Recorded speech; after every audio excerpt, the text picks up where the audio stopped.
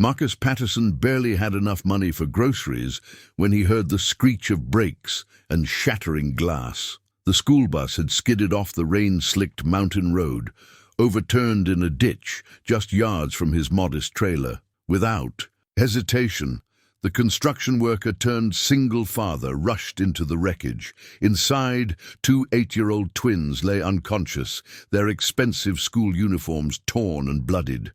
While paramedics were still 20 minutes away in the storm, Marcus pulled both children to safety and spent the night caring for them in his small home. He had no idea that Emma and Ethan belonged to Victoria Sterling, one of the wealthiest women in America, who had been desperately searching for her missing children after their private school bus went off route. When Victoria's helicopter touched down the next morning and she saw this humble man who had risked everything for strangers, something stirred in her heart that money could never buy. But will a billionaire's world ever make room for a man who measures wealth in kindness rather than dollars? Before we jump back in, tell us where you're tuning in from.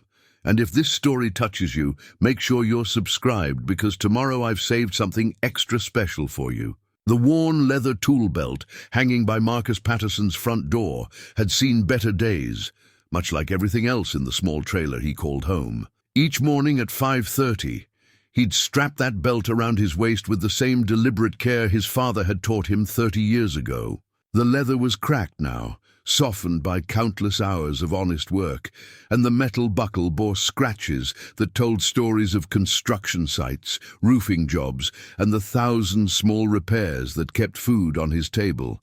Marcus had purchased that belt during his first week as a married man, back when Sarah was still alive and their future stretched ahead like an endless summer afternoon. She used to tease him about how he'd polish the tools every Sunday evening, arranging them just so in their designated slots. "You treat those tools better than most men treat their wives," she'd say with that laugh that could light up their tiny kitchen. He'd respond by pulling her close, tool belt forgotten, and they'd dance to whatever song drifted from their old radio. Those days felt like someone else's life now. 3 years had passed since the cancer took Sarah, leaving Marcus to navigate the bewildering world of single parenthood. His 7-year-old daughter Lily had her mother's eyes and her father's stubborn streak, a combination that both warmed his heart and challenged his patience on a daily basis. This particular morning, she sat at their small kitchen table,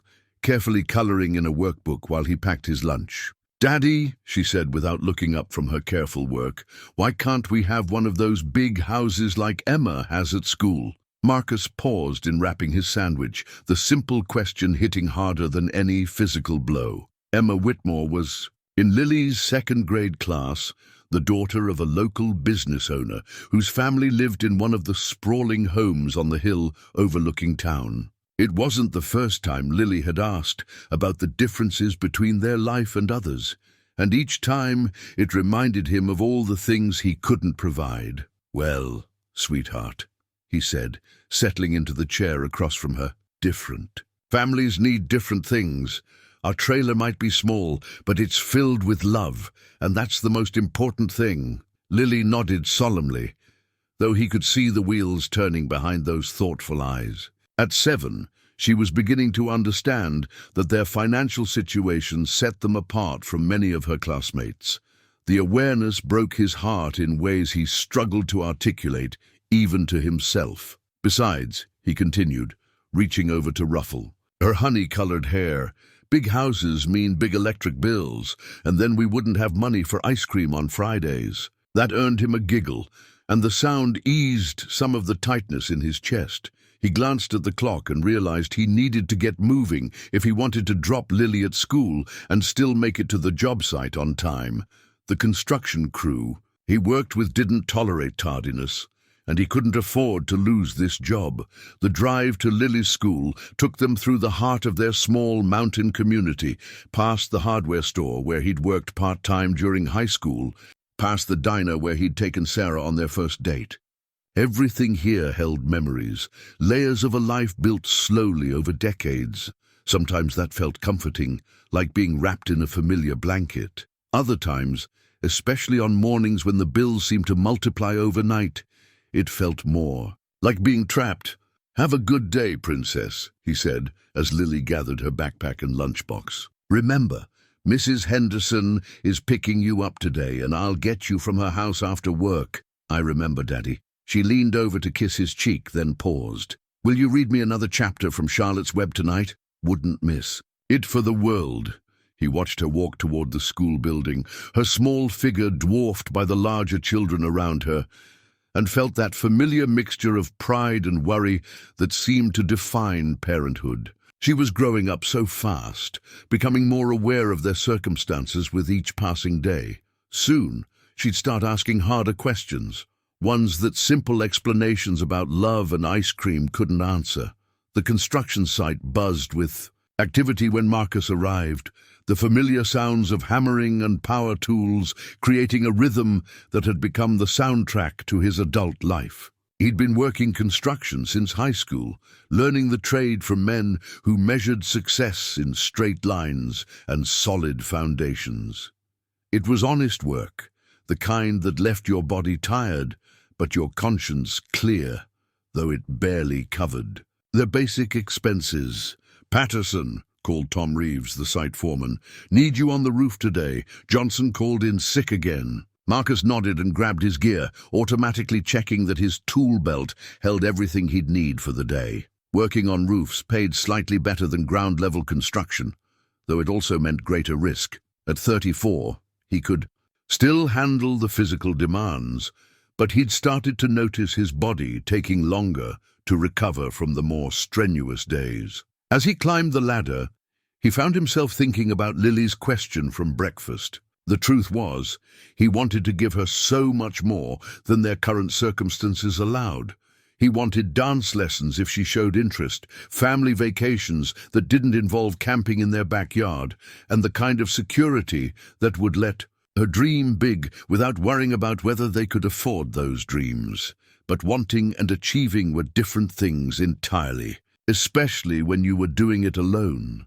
The morning passed in a blur of shingles and hammer strikes, the September sun warming his back as he worked. During his lunch break, sitting on the edge of the roof with his feet dangling, Marcus pulled out his phone to check the time. 3:30 meant Lily would be getting out of school soon, heading to Mrs. Henderson's house, where she'd wait for him to finish work. He'd met Janet Henderson at the school's open house the previous year, a widow in her 60s whose own children had long since moved away.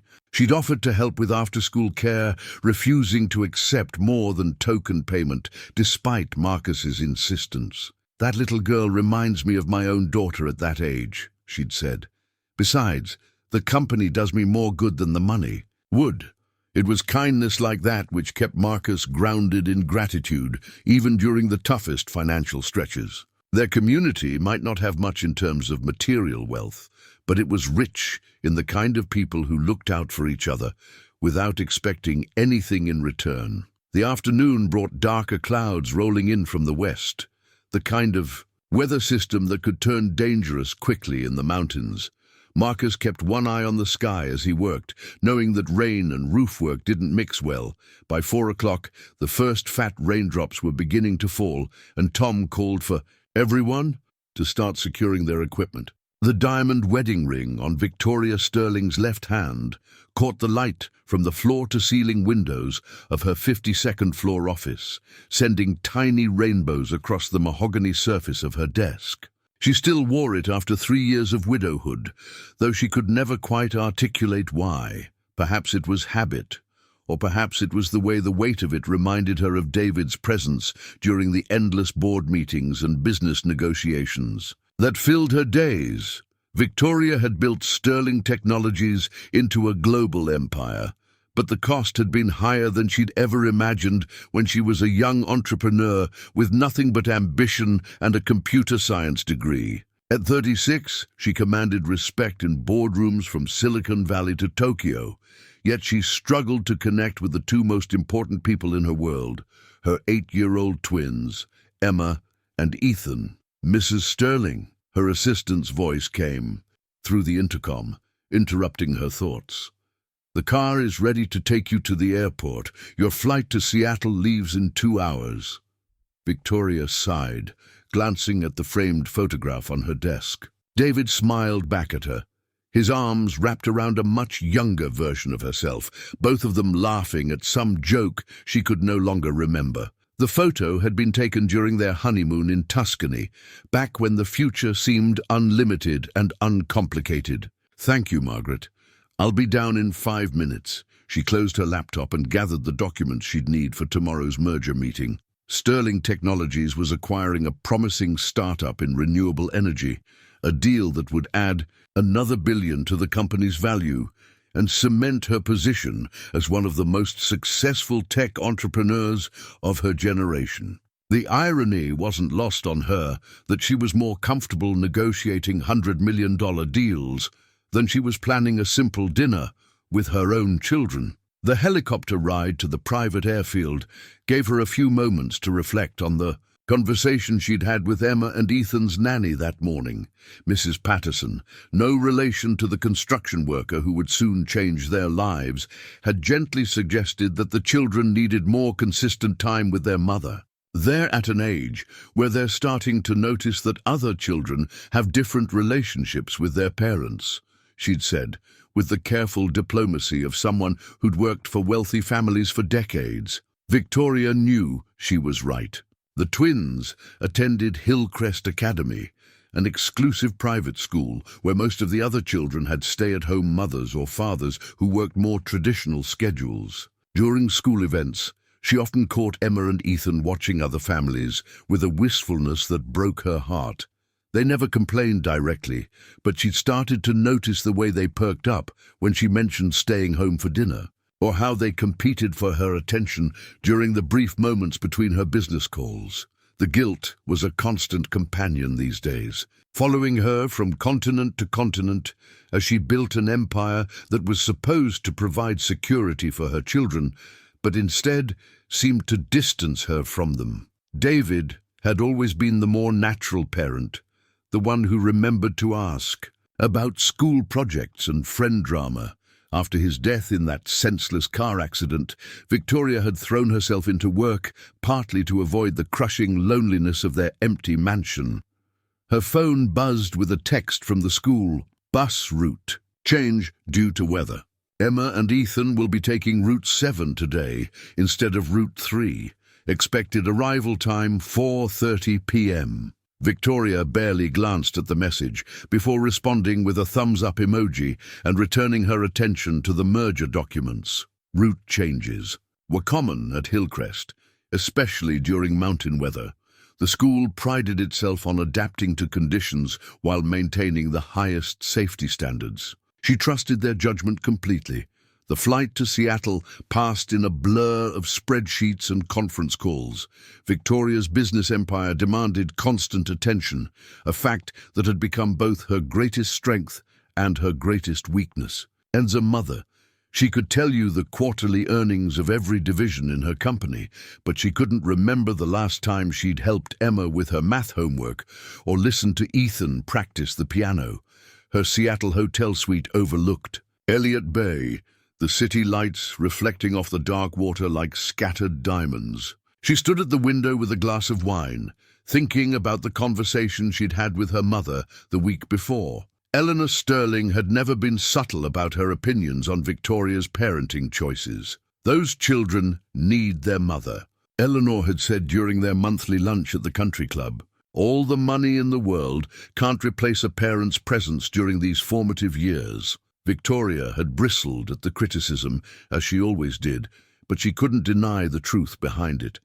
She'd built Sterling Technologies partly to honor David's memory. He'd been her partner in both business and life, but somewhere along the way, success had become an addiction.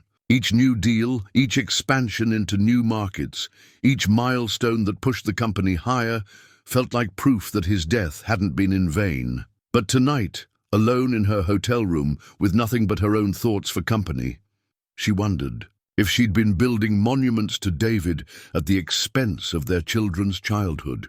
Emma had recently started asking why other mothers attended school plays and volunteered for field trips, while Ethan had grown increasingly quiet and introspective, spending more time reading alone in his room than playing with friends. The next morning brought the merger meeting, a 6-hour marathon of negotiations that would have challenged even the most experienced business professionals. Victoria thrived in this environment, her mind sharp and focused as she guided the discussions toward a favorable conclusion. By the time they broke for lunch, Sterling Technologies had successfully acquired the renewable energy startup for $200 million less than their initial asking price.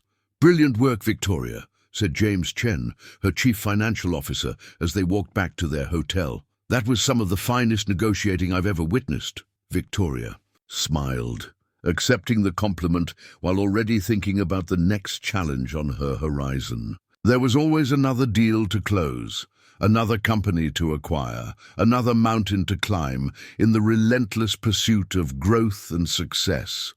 It was a way of thinking that had served her well in business, but had created an emotional distance from her children that she was only beginning to recognize. Her phone rang as she settled into her hotel room to review emails. The caller ID showed Mrs. Patterson's number, which was unusual. The nanny typically communicated through text messages or their daily check-in calls at a scheduled time. "Hello, Mrs. Patterson. Is everything all right?" "Mrs. Sterling," the nanny's voice was tight with worry. "I'm at the school and the children haven't arrived yet. The bus was supposed to be here at 4:30, but it's now past 6 o'clock. I've tried calling the school, but they say the bus left on schedule." Victoria felt her blood turn to ice. "What do you mean they haven't arrived? Where is the bus?" "No one knows. The school is sending security to check the route, but with this storm that moved in this afternoon, visibility is very poor. I wanted to call you immediately." The merger documents scattered to the floor as Victoria grabbed her laptop, her fingers flying across the keyboard to check flight schedules. "I'm on my way. Book me the first available flight home and keep me updated on any news." As she threw clothes into her suitcase, Victoria realized that for the first time in 3 years, business was the furthest thing from her mind.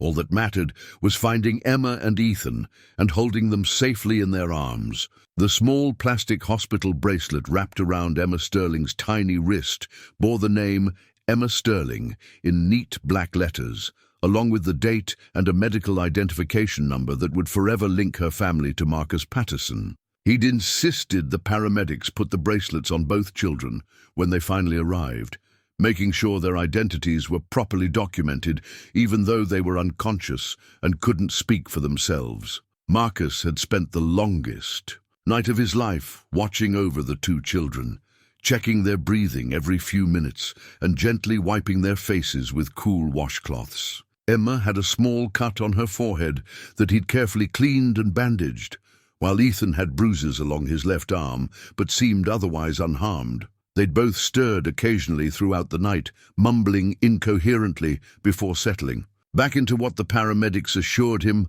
was normal sleep rather than unconsciousness. The sound of helicopter blades cutting through the morning air brought Marcus to his small window, where he watched a sleek black aircraft descend toward the field behind his trailer. He'd never seen anything like it in their quiet mountain community, and for a moment he wondered if it might be some kind of emergency medical transport, though the children seemed stable now. A woman emerged from the helicopter before the blades, had fully stopped spinning, her expensive business suit wrinkled and her dark hair disheveled as if she'd dressed hastily. Even from a distance, Marcus could see the desperation in her movements as she ran toward his trailer, followed by 2 men in dark suits who moved with the practiced efficiency of security personnel. The knock on his door was urgent but controlled, and when Marcus opened it, he found himself face to face with a woman whose green eyes held a mixture of panic and fierce determination. She was beautiful in the way that successful people often were, carrying herself with confidence despite her obvious distress. "Are you Marcus Patterson?" she asked, her voice steady despite the tears threatening to spill from her eyes. "I'm Victoria Sterling. I believe you have my children." Marcus stepped aside to let her enter, gesturing toward the small couch where Emma and Ethan were just beginning to stir. Victoria's composure crumbled the moment she saw them, and she dropped to her knees beside the couch, her hands gently touching their faces as if she needed to confirm they were real. "Emma, Ethan," she whispered, her voice breaking. "Mommy's here. You're safe now." Emma's eyes fluttered open first, focusing slowly on her mother's face. "Mommy? Where are we? Where's the bus?" "There was an accident, sweetheart, but you're safe now. This nice man took care of you." Victoria looked up at Marcus, and he saw a depth of gratitude in her eyes that made him uncomfortable. "I don't know how to thank you. You don't need to." "Thank me," Marcus said, settling into the chair across from them. "It's what any decent person would do. I'm just glad they're all right." Ethan sat up slowly, wincing slightly as he moved his bruised arm. "The man saved us," he said to his mother, his voice still groggy but certain. "The bus was upside down and we couldn't get out, but he came and got us." Victoria turned back to Marcus, and he could see her trying to process the full scope of what had happened. "You pulled them from the wreckage?" "The bus skidded off the road in the storm," Marcus explained, uncomfortable with the way she was looking at him as if he'd performed some kind of miracle. "I heard the crash and went to help. The paramedics were delayed because of the weather, so I brought them here to keep them warm and safe." "How long were they unconscious?" "They woke up a few times during the night, but they've been sleeping mostly. The paramedics said they seemed fine, just shaken up and exhausted." Victoria reached into her purse and pulled out a checkbook, her hands shaking slightly as she opened it. "Please, let me compensate you for what you've done. I know money can't repay saving their lives, but—" "No." Marcus's voice was firm but gentle. "I don't want your money, Mrs. Sterling. I helped because they needed help, not because I expected anything in return." Victoria stared at him for a long moment, clearly struggling to understand his refusal. In her world, everything had a price. Every favor required compensation. The idea that someone would risk their safety for strangers without expecting payment seemed to genuinely confuse her. "But you must let me do something," she insisted. "The medical bills at least, and they'll need follow-up care to make sure there are no lingering effects from the accident. Their medical care is your responsibility." Marcus agreed, "But I don't need anything from you except knowing they're going to be okay." Emma sat up fully now, looking around the small trailer with curious eyes. "Daddy, is this where the nice man lives?" Marcus winced slightly at being called Daddy by someone else's child, but he understood the confusion. In their groggy state, the children had probably been seeking comfort from any adult figure. "I'm not your daddy, sweetheart. I'm Marcus. Your mom is here now." "But you took care of us," Ethan said with the simple logic of an 8-year-old. "You made us soup and read us a story when we woke up scared." Victoria's eyes widened. "You read to them?" Marcus shrugged, embarrassed. "They were frightened when they woke up the first time. I didn't know what else to do, so I read them a chapter from one of my daughter's books. It seemed to help them settle down." "Where is your daughter now?" "At school. This is a school day for her, and I didn't want to frighten her by explaining what had happened. She knows there was an accident, but she doesn't know the details." Victoria studied Marcus's face, taking in the signs of a sleepless night and the genuine concern in his eyes. Here was a man who had risked his own safety to save her children, cared for them through the night like they were his own, and was now refusing any form of compensation. In her experience, such selflessness was either calculated or naive, but something about Marcus suggested neither. "The children will need to be examined by our family physician," she said finally, "and I'd like them to stay close by for observation for at least a day or two, just to be safe." Marcus nodded. "That makes sense. I'm sure they'll be more comfortable in their own home." "Actually," Victoria said, the idea forming as she spoke, "I was wondering if you and your daughter might consider staying at our home for a few days. Emma and Ethan have been through a trauma, and they seem to feel safe with you. Having you nearby might help with their recovery." Marcus blinked in surprise. "I appreciate the offer, Mrs. Sterling, but I don't think that's necessary. They have you now, and I'm sure they'll be fine." "Please," Victoria said, and for the first time since she'd arrived, her voice carried a note of vulnerability. "They've been asking for you since they woke up, and honestly, after what happened, I don't want to let them out of my sight, but I also don't want to traumatize them further by separating them from someone who made them feel safe during the worst night of their lives." Emma tugged on her mother's sleeve. "Can the nice man come with us, Mommy? And his little girl? I want to meet her." Ethan nodded eagerly. "He said she likes the same books we do." Marcus looked at the hopeful faces of the children, then at Victoria, who was watching him with an expression he couldn't quite read. The practical part of his mind told him this was a bad idea, that accepting charity from wealthy people always came with strings attached. But the part of him that had spent the night worried about these children couldn't ignore their obvious comfort with his presence. "I suppose," he said slowly, "if it would help them adjust, we could stay for a day or two, but I'll need to pick up Lily from school and explain the situation to her." Victoria's relief was immediate and visible. "Of course, we can send someone to collect her, and you can explain everything once she's with us." "No," Marcus said firmly. "I'll get her myself. She's had enough disruption in her life without strangers showing up at her school." Victoria nodded, recognizing the protective instinct of a parent.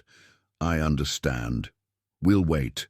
As Marcus gathered a few belongings for himself and Lily, he couldn't shake the feeling that he was making a decision that would change their lives in ways he couldn't yet imagine. The hospital bracelet on Emma's wrist caught his eye as she held her mother's hand, and he realized that this small piece of plastic had become a bridge between two completely different worlds. The sterling family portrait hanging in the grand foyer of Victoria's mansion was a study in formal perfection, all crisp lines and expensive clothing arranged with the precision of a magazine layout. Marcus couldn't help but stare at it as he and Lily followed Victoria through the massive front doors, their modest overnight bags seeming impossibly small in the cavernous entryway. The portrait showed Victoria, David, and the twins posed in front of a marble fireplace, everyone smiling with the practiced ease of people accustomed to cameras and professional photographers. Lily's grip on Marcus's hand tightened as they took in their surroundings. At 7 years old, she'd never seen anything like the Sterling mansion, with its soaring ceilings, crystal chandeliers, and artwork that probably cost more than Marcus made in several years. Her wide eyes moved from the portrait to the sweeping staircase, then to the formal living room, visible through French doors, taking it all in with the wonder of a child entering a fairy tale. "Holy cow, Daddy," she whispered, her voice echoing slightly in the marble-floored space. "It's like a castle." Victoria smiled at Lily's reaction, though Marcus caught a flicker of something, perhaps self-consciousness, crossing her features. "It is rather large," she admitted. "Sometimes I think it's too big for just the three of us." Emma and Ethan, who had been quiet during the helicopter ride from Marcus's trailer, suddenly came alive in their familiar environment. Despite the previous night's trauma, they seemed eager to show off their home to their new guests. "Want to see my room?"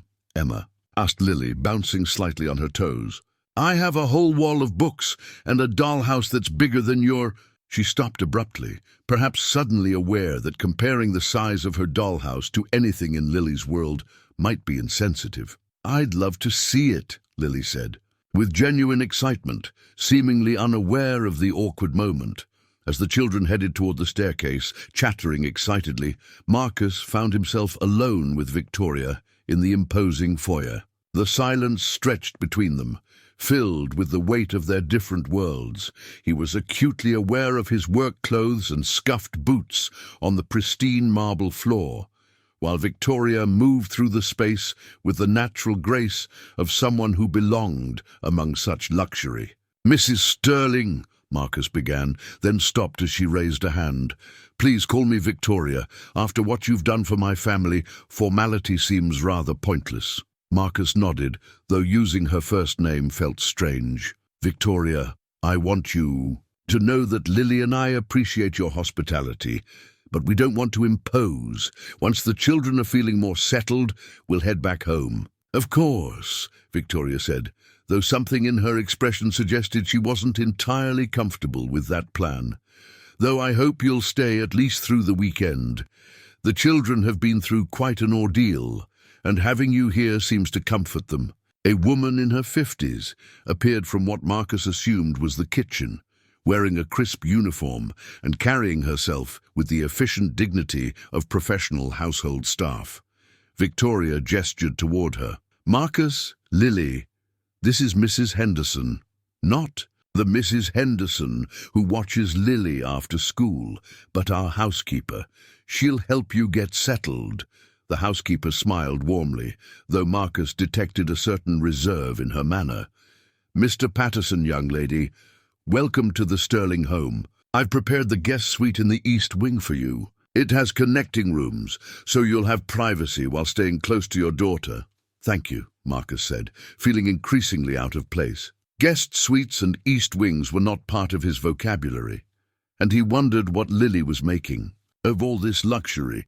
"Daddy," Lily's voice called from somewhere upstairs, "you have to see Emma's room. It's bigger than our whole trailer." Victoria winced slightly at this observation, and Marcus felt heat rise in his cheeks. He'd been afraid of exactly this kind of comparison, the moment when Lily would fully grasp the enormous difference between their life and the Sterling family's reality. "Children have no filter," he said quietly to Victoria. "I hope that doesn't offend you." "Not at all," Victoria replied, though her voice was thoughtful.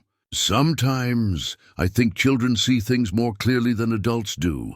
They don't try to pretend differences don't exist." Mrs. Henderson led them upstairs to a suite of rooms that was indeed larger than Marcus's entire trailer. The guest bedroom was elegantly appointed with furniture that looked both expensive and comfortable, while Lily's connecting room had been prepared with toys and books that were clearly expensive but age-appropriate. "This is too much," Marcus said to Victoria, as they surveyed the accommodations. "We really don't need all this. It's what we have available," Victoria said simply. "I want you both to be comfortable." Through the large windows, Marcus could see the grounds of the estate stretching into the distance, with manicured gardens, a swimming pool, and what appeared to be a small lake. It was beautiful, undeniably, but it was also intimidating.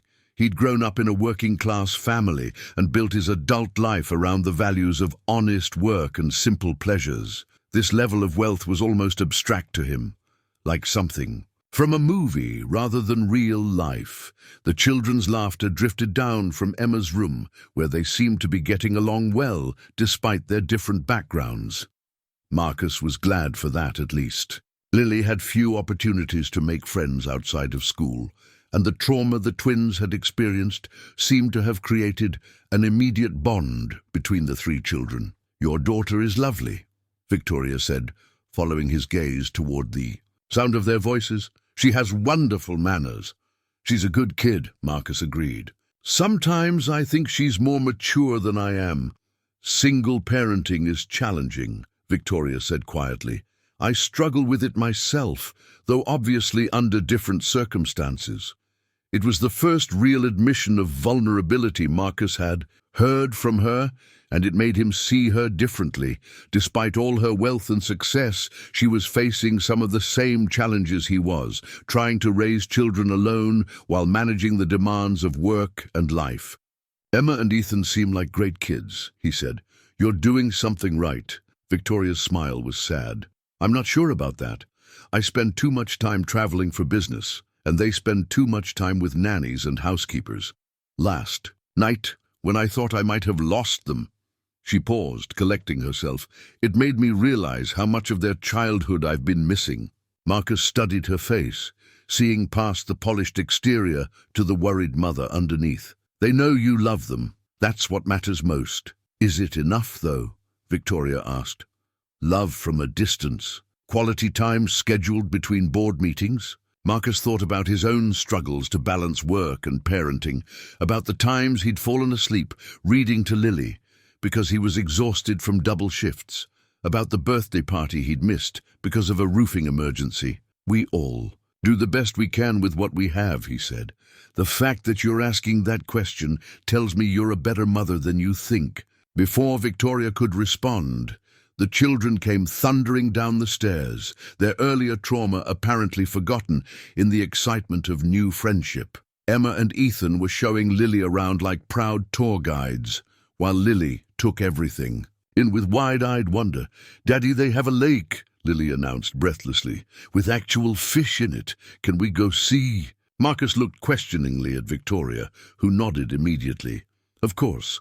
The grounds are perfectly safe and the children know all the boundaries." As they headed outside, Marcus couldn't shake the feeling that this brief visit was going to complicate their simple life in ways he wasn't prepared for. The sterling family portrait in the foyer had shown him a world of privilege and perfection, but spending time with Victoria and her children was revealing something more complex, a family that, despite all their advantages, was struggling with some of the same fundamental challenges that every family faced. Sarah's recipe box sat on the marble kitchen counter like a humble visitor in a palace, its worn wooden surface and faded floral design standing out starkly against the gleaming stainless steel appliances and granite surfaces of Victoria's gourmet kitchen.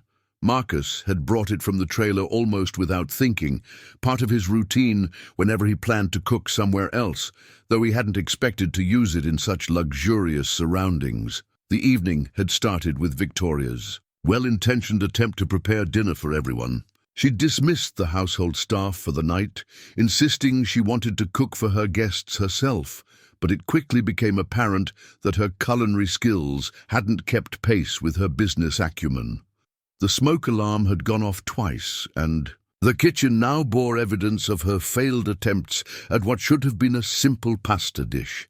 "I can't believe I burned water," Victoria said, laughing despite her frustration as she scraped charred remnants from an expensive pot. "I used to cook when David was alive, but apparently I've forgotten everything." Marcus had watched her struggle for 20 minutes before finally stepping in. "Mind if I give it a try?" he'd asked gently, and Victoria had surrendered the kitchen. With obvious relief, now he stood at the massive island, Sarah's recipe cards spread before him like old friends. Each card was written in his late wife's careful handwriting, many of them stained with ingredients from countless family dinners. Victoria hovered nearby, ostensibly helping but mostly watching, as Marcus worked with the quiet efficiency of someone comfortable in any kitchen. "This was Sarah's recipe for her grandmother's beef stew," he explained, holding up a card that was particularly worn around the edges. "She always said it could cure anything from heartbreak to the common cold." Victoria moved closer to read over his shoulder, and Marcus caught a hint of her perfume, something expensive and sophisticated that reminded him of their different worlds. "She has beautiful handwriting," Victoria observed, "very precise." "She was a teacher before Lily was born," Marcus said, beginning to brown the beef in Victoria's professional-grade Dutch oven. "Third grade. She always said good handwriting was a lost art." "What was she like?" Victoria asked softly, genuinely curious. Marcus paused in his stirring, considering how to capture Sarah's essence for someone who'd never known her. She was steady, calm, the kind of person who could make you feel like everything would be okay just by being in the room. She had this way of finding joy in small things, a perfectly ripe tomato from the garden, Lily's first steps, a book on a rainy day.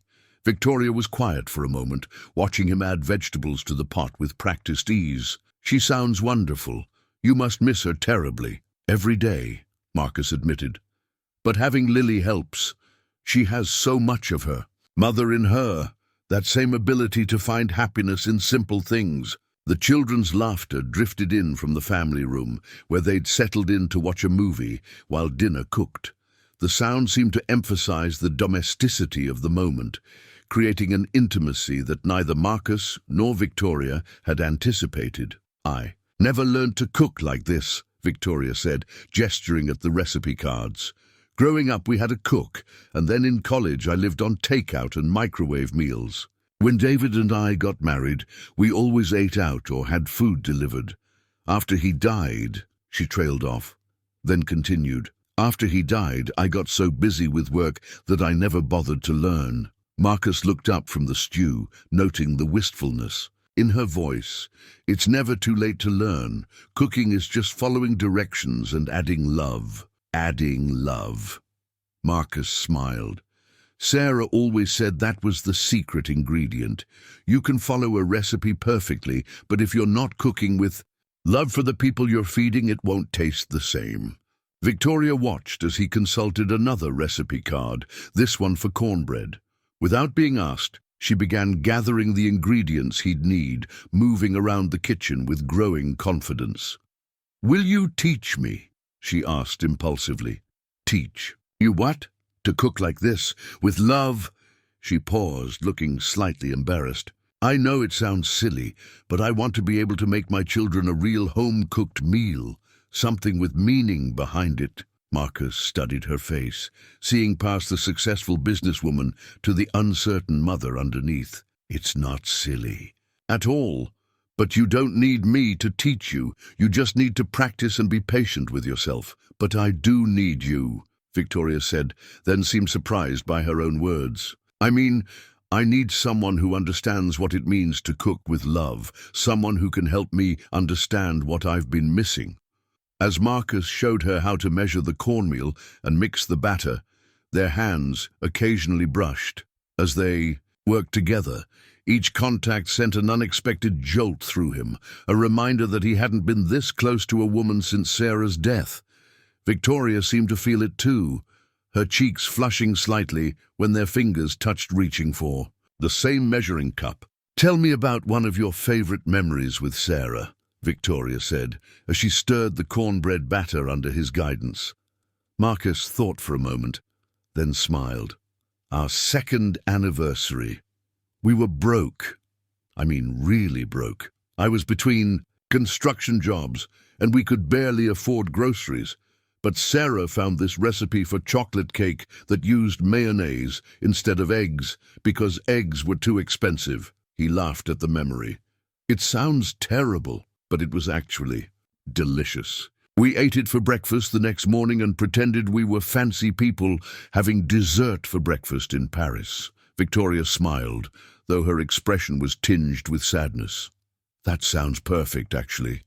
More perfect than our anniversary. Dinners at five-star restaurants. Different doesn't mean better or worse," Marcus said gently. "It's just different." "Is it, though?"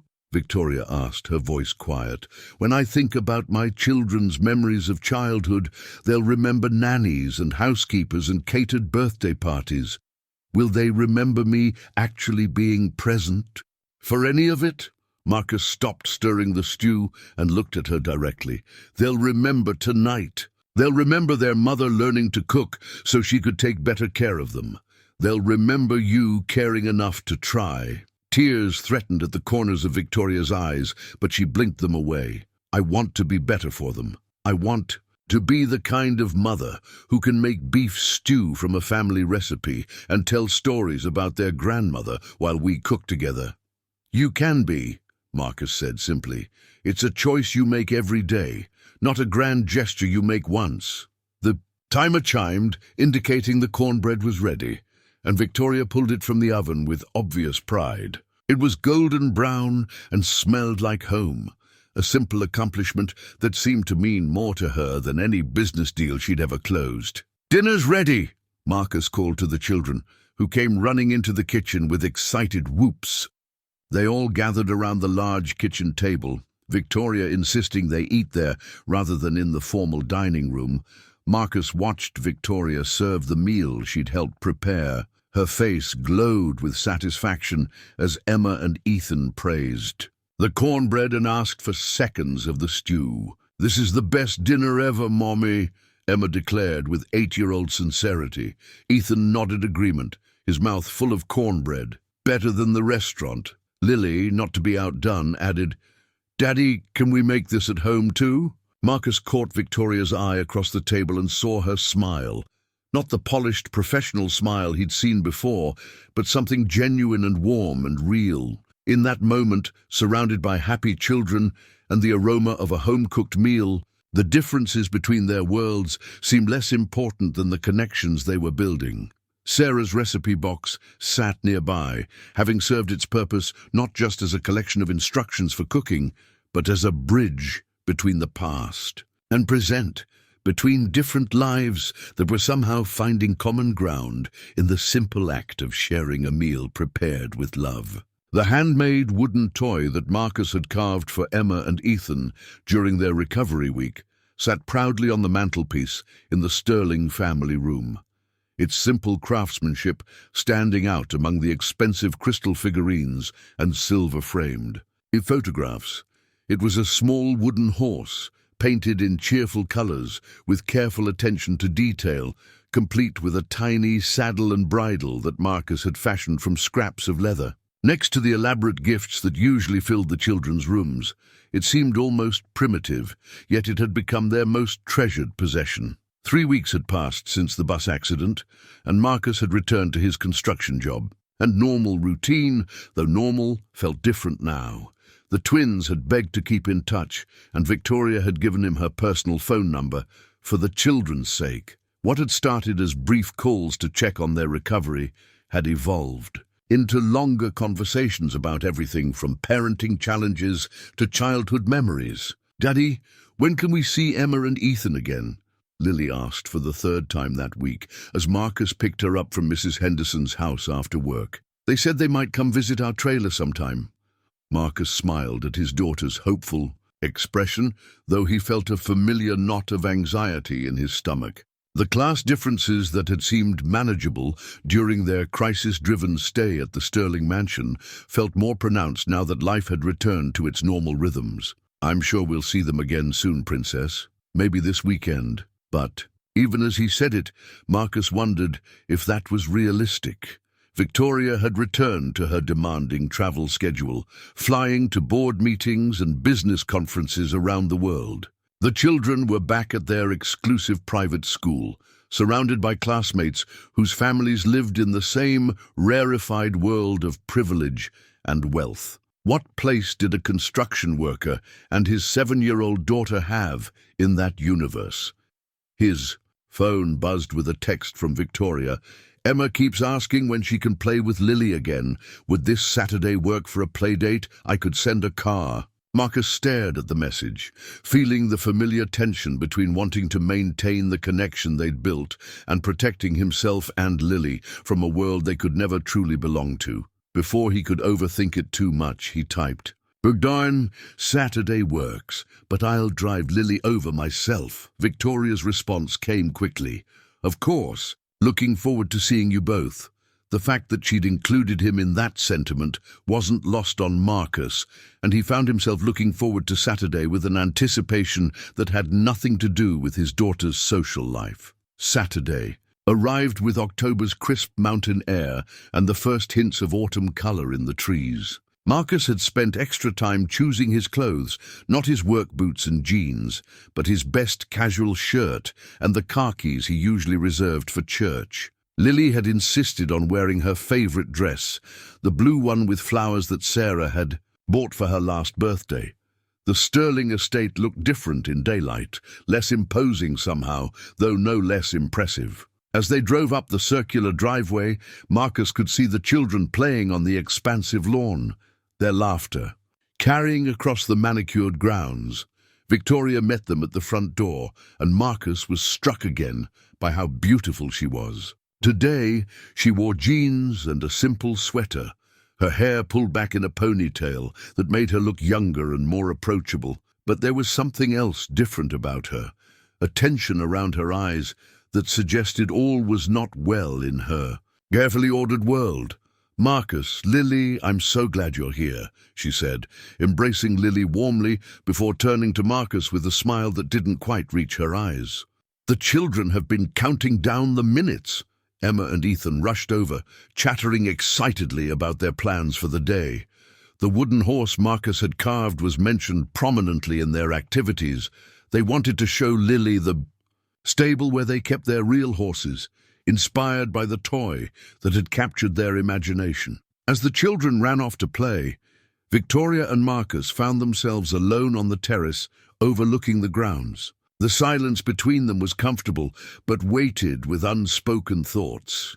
"You look tired," Marcus observed gently. "Rough week?" Victoria sighed, sinking into one of the outdoor chairs. "My mother paid a visit yesterday. She's concerned about the amount of time I've been spending with you and Lily." Marcus felt his stomach drop. "Ah, she thinks I'm having some kind of crisis," Victoria continued, her voice carefully controlled. "According to her, successful women don't form friendships with construction workers, and I'm setting a bad example for the children by encouraging relationships outside our social circle." "Maybe she has a point," Marcus said quietly, though the words tasted bitter in his mouth. Victoria turned to look at him sharply. "Do you really believe that?" Marcus was quiet for a long moment, watching his daughter play with the Sterling twins. They were building something elaborate with sticks and leaves, their different backgrounds forgotten in the universal language of childhood imagination. "I think," he said finally, "that sometimes people live in different worlds for good reasons. It protects everyone from getting hurt. And sometimes," Victoria said firmly, "those different worlds need each other more than they realize."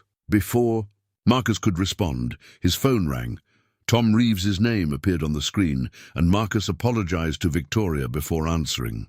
"Marcus, I'm sorry to bother you on a Saturday, but we've got a situation. The Harrison job site flooded last night, and we need all hands to assess the damage and start cleanup. I know it's your day off, but I'll be there in an hour," Marcus said without hesitation.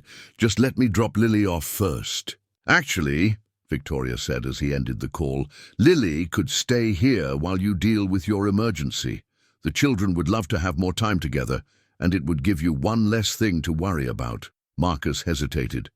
The practical part of him recognized the logic in her offer, but another part worried about imposing on her generosity. "I don't want to take advantage." "You're not," Victoria interrupted.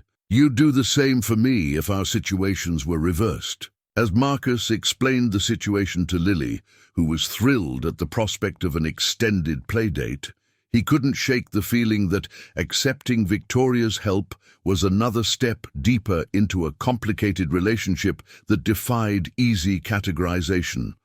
"I'll pick her up this evening," he promised Victoria. "Take your time," she said. "And Marcus, be careful at the job site." The concern in her voice was genuine, and Marcus found himself wondering when the last time was that someone had worried about his safety at work. Sarah used to kiss him goodbye every morning and tell him to be careful, but since her death, he'd grown accustomed to facing each day's dangers alone. As he drove away from the Sterling estate, Marcus caught sight of Victoria in his rearview mirror, standing in the doorway, watching him leave. The image stayed with him through the long afternoon of flood cleanup and damage assessment, a reminder that despite their different worlds, some connections transcended social boundaries. Meanwhile, Victoria spent the afternoon watching three children play together with an ease that made their parents' complications seem both obvious and unnecessary. Emma, Ethan, and Lily moved seamlessly between the mansion's luxury and simple games of imagination, creating a world where wooden toys were as treasured as expensive electronics and friendship mattered more than family wealth. By evening, when Marcus returned to pick up Lily, Victoria had made a decision. Whatever her mother's concerns or society's expectations, she wasn't ready to give up the connection she'd found with Marcus and his daughter. Some things were worth fighting for, even if it meant challenging the carefully constructed boundaries of her privileged world. The business contract spread across Victoria's home office desk represented everything she had worked for over the past decade. A merger with Pacific Renewable Industries that would make Sterling Technologies the largest clean energy corporation on the West Coast. The deal required her personal oversight of operations in 3 different countries over the next 6 months, with the first phase demanding an immediate 3-week trip to oversee facility integrations in Germany and Denmark. Victoria stared at the signature page, her pen hovering over the line that would set everything in motion. 3 months ago, She would have signed without hesitation, energized by the challenge and the potential for growth. Now, the thought of leaving Emma and Ethan for extended periods made her chest tight with anxiety. "The car is ready to take you." "And to the airport, Mrs. Sterling," Margaret's voice came through the intercom. "Your flight to Frankfurt leaves in 4 hours." Victoria set down her pen and walked to the window overlooking the gardens where Emma and Ethan were playing with Lily. Patterson! The 3 children had become inseparable over the past month, and Victoria had found herself scheduling business calls around their play dates and declining evening meetings that would interfere with family dinners. The phone on her desk buzzed, with an incoming call from James Chen, her CFO, who was already in Germany preparing for her arrival. "Victoria, the German team is eager to meet with you tomorrow morning. The integration timeline is aggressive, but if we can pull this off, we'll be ahead of schedule for the entire European expansion." "James, I need to discuss something with you," Victoria said, surprising herself with the words. "What if I delayed the trip by a week? I could handle the initial negotiations via video conference and join you once the children are more settled." There was a pause on the other end of the line. "Victoria, this is a $2 billion deal. The German executives are expecting to meet with you personally. Any delay could signal uncertainty to our partners." Victoria closed her eyes, feeling the familiar pull between her professional responsibilities and her growing awareness of what she was missing at home. "You're right. I'll be there as scheduled." After ending the call, she made her way downstairs to find the children. They were in the family room, where Marcus was helping them build an elaborate fort out of couch cushions and blankets. The scene was so natural, so comfortably domestic, that Victoria felt a pang of longing for a simpler life. "Mommy!" Emma called out when she spotted Victoria. "Marcus is teaching us how to make the best fort ever. He says when he was little, he and his dad used to build them in their garage during winter storms." Marcus looked up from where he was securing a blanket with clothespins, his smile fading slightly when he saw Victoria's expression. "Everything okay? I need to speak with you," Victoria said quietly. "In private." They stepped out onto the terrace, where the October evening air carried the scent of wood smoke from someone's distant fireplace. Victoria wrapped her arms around herself, suddenly feeling cold despite her wool sweater. "I have to leave for Germany tomorrow," she began. "It's a business emergency. Well, not an emergency exactly, but a critical phase of a merger that requires my personal attention. I'll be gone for 3 weeks, possibly longer." Marcus nodded, though she could see him processing the implications. "The children will miss you." "That's what I wanted to talk to you about," Victoria said, her voice uncertain. "I know this is asking too much, and I have no right to expect it, but would you consider staying here while I'm gone? Not as an employee," she added quickly, "but as a friend. Emma and Ethan have been through so much upheaval this year, and they trust you. Having you here would help them feel more secure." Marcus was quiet for a long moment, looking out over the grounds where the children's laughter could still be heard. "Victoria, I have a job. I can't just take 3 weeks off to play house with your family. I would cover your lost wages," Victoria said immediately. "And Lily could stay here too, so you wouldn't have to worry about her care. I know it's complicated, but—" "It's not about the money," Marcus interrupted gently. "Though I appreciate the offer, it's about what this means, what we're becoming." Victoria felt her heart rate quicken.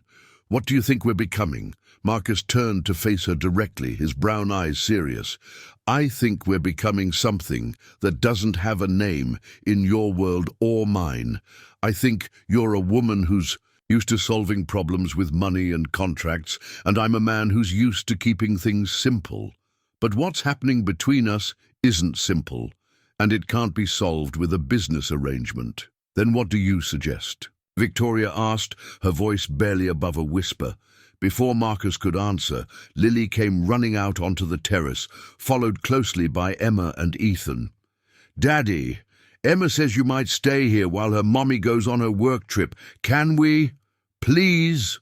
"Marcus, looked down at his daughter's hopeful face, then at Emma and Ethan, who were watching him with equal anticipation. The weight of their expectations was almost overwhelming. "It's just for a few weeks," Emma said quietly. "We promise we'll be good." Ethan nodded solemnly.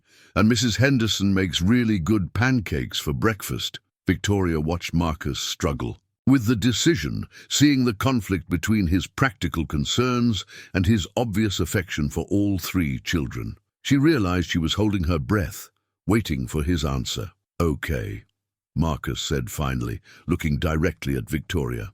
"But we need to establish some ground rules. I'm not a nanny or a babysitter. I'm a friend who's helping during a difficult time.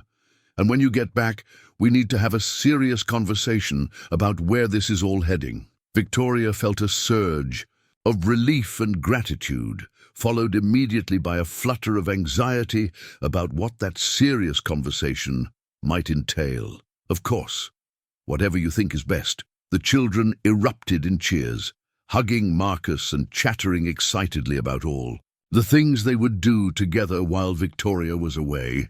As she watched them, Victoria realized that somewhere along the way, her careful, controlled life had become beautifully complicated. Later that evening, as she finished packing for her trip, Victoria found herself thinking about Marcus's words. What were they becoming? The question followed her through her final preparations, through the car ride to the airport, and onto the plane that carried her away from the most important thing in her life, a family that now included a construction worker and his daughter, whether that made sense to anyone else or not. 3,000 miles away, Marcus lay awake in the Sterling guest room, staring at the ceiling and wondering if he was making the biggest mistake of his life or the best decision he'd ever made. The business contract that had seemed so important to Victoria now felt less significant than the unspoken contract he'd just entered into, one that bound him to a family that wasn't his, but felt more like home than anywhere he'd been since Sarah died. The private investigator's report lay on Victoria's mother's desk like an accusation, its manila folder innocuous enough, but containing information that would reshape everything Eleanor Sterling thought she knew about Marcus Patterson. She hadn't expected to find much when she'd commissioned the background check, perhaps some minor legal troubles or financial difficulties that would help her convince Victoria to end this unsuitable friendship. What she'd discovered instead left her staring at the documents in stunned silence. "Master Sergeant Marcus Patterson, United States Army Medical Corps," she read aloud to her empty study. 3 tours of duty in Afghanistan, Bronze Star Medal, Purple Heart, Commendation for Heroism Under Fire. The list of Marcus's military honors continued for 2 full pages, detailing a service record that would have impressed even Eleanor's late husband, a man who'd served with distinction in Vietnam. The most significant revelation came in the detailed account of Marcus's final mission. He'd been part of a medical unit that had come under heavy fire while evacuating wounded soldiers from a remote outpost. Despite being wounded himself, Marcus had made 4 separate trips into the combat zone to rescue injured personnel, saving the lives of 11 soldiers before the evacuation was complete. The army had wanted to promote him and transfer him to a training facility, but he'd declined and requested discharge to care for his dying wife. Eleanor set down the report and reached for her phone, her arthritis-gnarled fingers shaking slightly as she dialed her daughter's number in Germany. "This changed everything. Mother?" Victoria's voice was tired, probably fielding calls late into the German evening. "Is everything all right? How are the children?" "The children are fine, dear. I'm calling about Mr. Patterson." Victoria's voice immediately became guarded. "What about him? Victoria, why didn't you tell me he was a war hero?" There was a long pause before Victoria replied. "What are you talking about?" Eleanor explained about the background check, her voice growing more subdued as she related the details of Marcus's military service. She could hear Victoria's sharp intake of breath when she described his final mission and the circumstances of his discharge. He never mentioned any of this, Victoria said quietly. Not once. When we've talked about his past, he only mentions his construction work and his marriage to Sarah. According to this report, he left the army with full honors and a disability pension for injuries sustained in combat. He could have parlayed his military record into any number of well-paying civilian careers, but instead, he chose construction work and has never used his veteran status for any kind of advancement or recognition. Victoria was silent for so long that Eleanor wondered if the connection had been lost. Finally, her daughter spoke. "Mother, what have you done? I was trying to protect you and the children from what I assumed was an opportunistic relationship. But Victoria, this man isn't who any of us thought he was. He's not some working-class fortune hunter. He's someone who has repeatedly chosen sacrifice over personal gain, who has dedicated his life to helping others without seeking recognition or reward. Does he know about the investigation?" Eleanor winced at the steel in her daughter's voice. "Not yet, but Victoria, you need to understand that this revelation changes how we should view his presence in your life.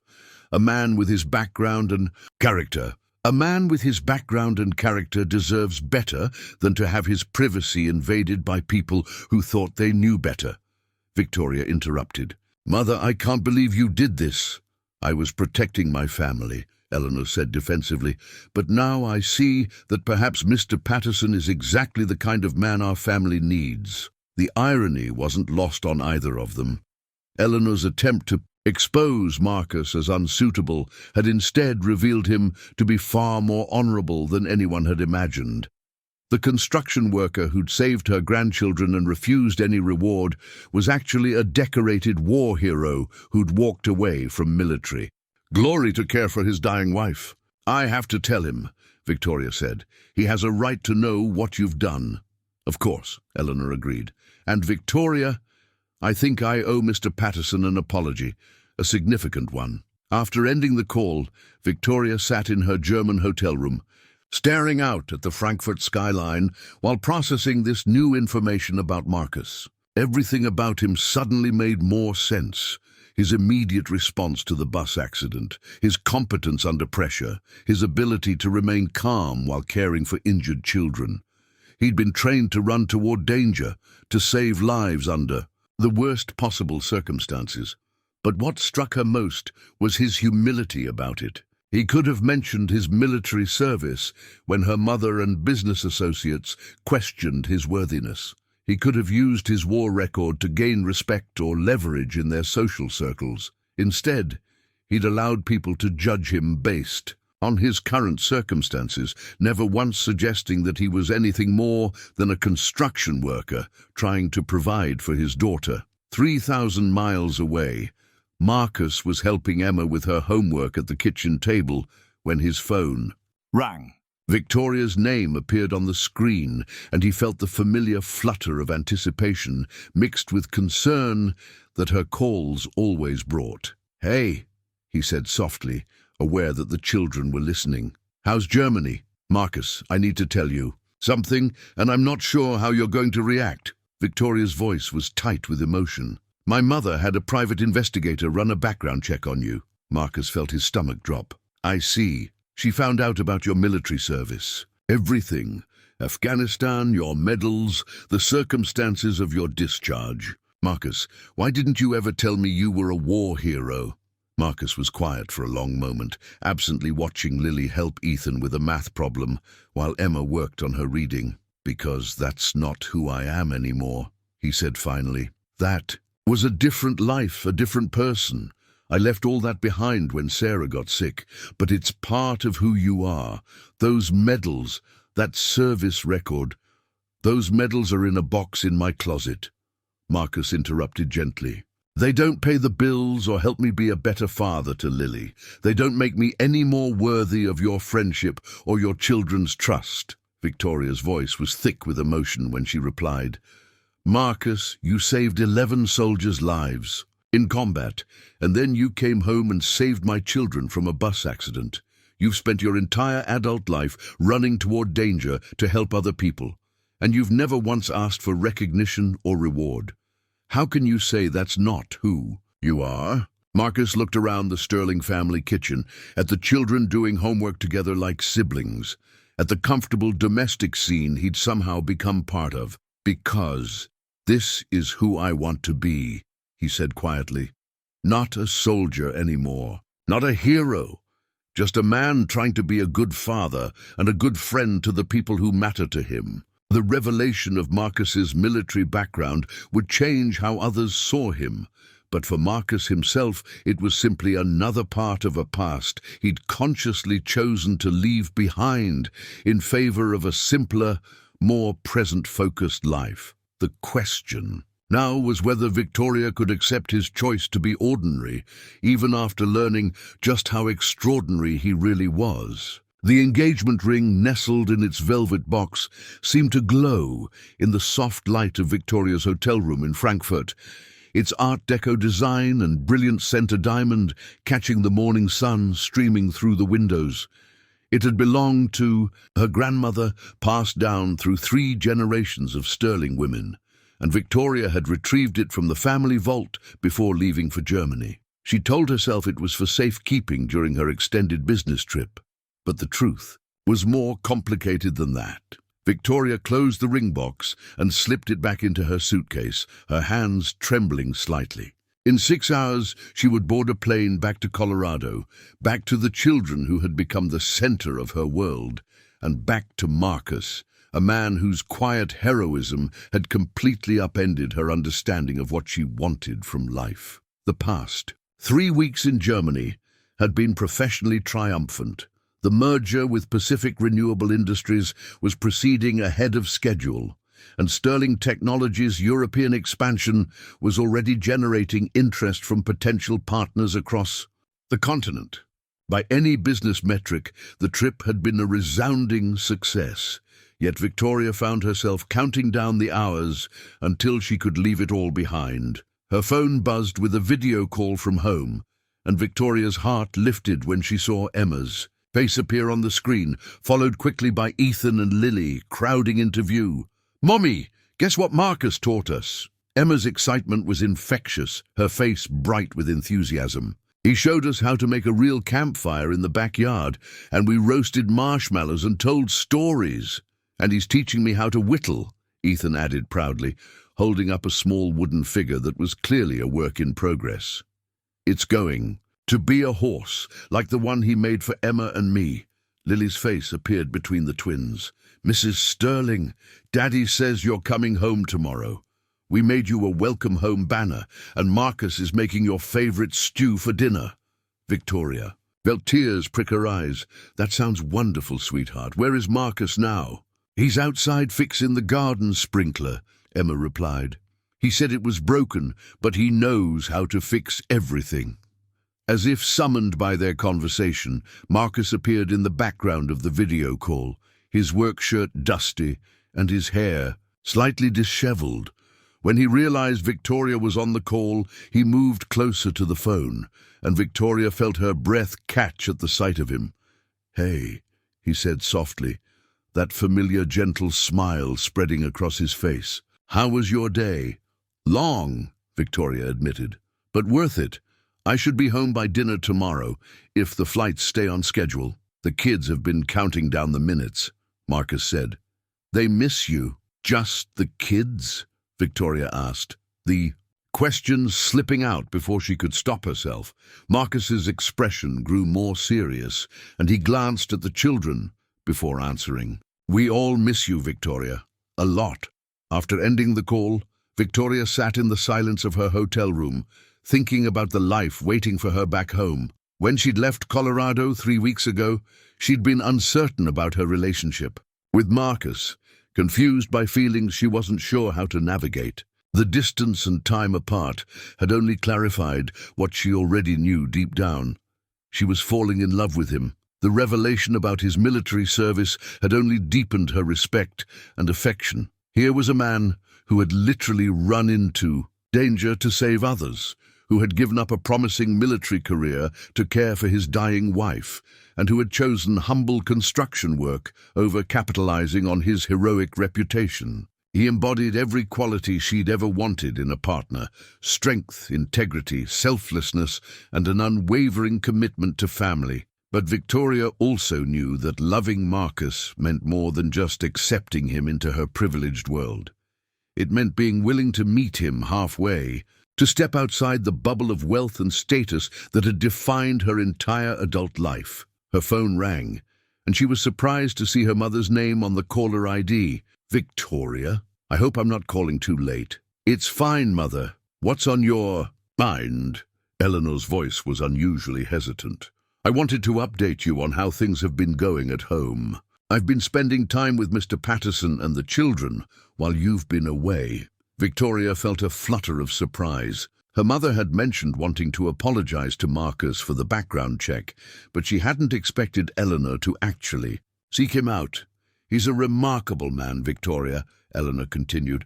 "I've watched him with the children, seen how he handles everyday situations with such calm competence. And after learning about his military background, I understand why you've grown so fond of him. Mother, are you actually approving of my relationship with Marcus?" "I'm saying that I may have misjudged the situation entirely," Eleanor said carefully. "Mr. Patterson isn't interested in your money or social position. In fact, I offered to contribute to Lily's college fund, and he politely but firmly declined. He said education was his responsibility as her father." Victoria smiled, picturing Marcus's reaction to her mother's offer. "That sounds like him." "Victoria, I think he's planning something," Eleanor said, her voice dropping to a conspiratorial whisper. "He asked me about our family traditions, particularly about engagement customs, and yesterday I saw him looking at jewelry websites on his laptop while the children were napping." Victoria's heart began to race. "Mother, what exactly are you suggesting?" "I think Mr. Patterson is preparing to propose to you, dear. And Victoria, I think you should say yes." The endorsement from her mother, a woman who had never approved of any of Victoria's romantic choices, was both surprising and deeply meaningful. But it also added pressure to the decision Victoria was already contemplating. After ending the call with her mother, Victoria opened her suitcase and pulled out the ring box again. Her grandmother's engagement ring had symbolized a love story that had lasted 60 years, through war and hardship and the challenges that every long marriage faced. Victoria's own marriage to David had been cut tragically short, but it had taught her what real partnership looked like. With Marcus, she felt the possibility of that kind of partnership again, different from what she'd had with David, but no less meaningful. Marcus challenged her to be present, to prioritize family over business success, to find joy in simple moments rather than grand achievements. He made her want to be a better mother, a more grounded person, someone worthy of the steady love he offered.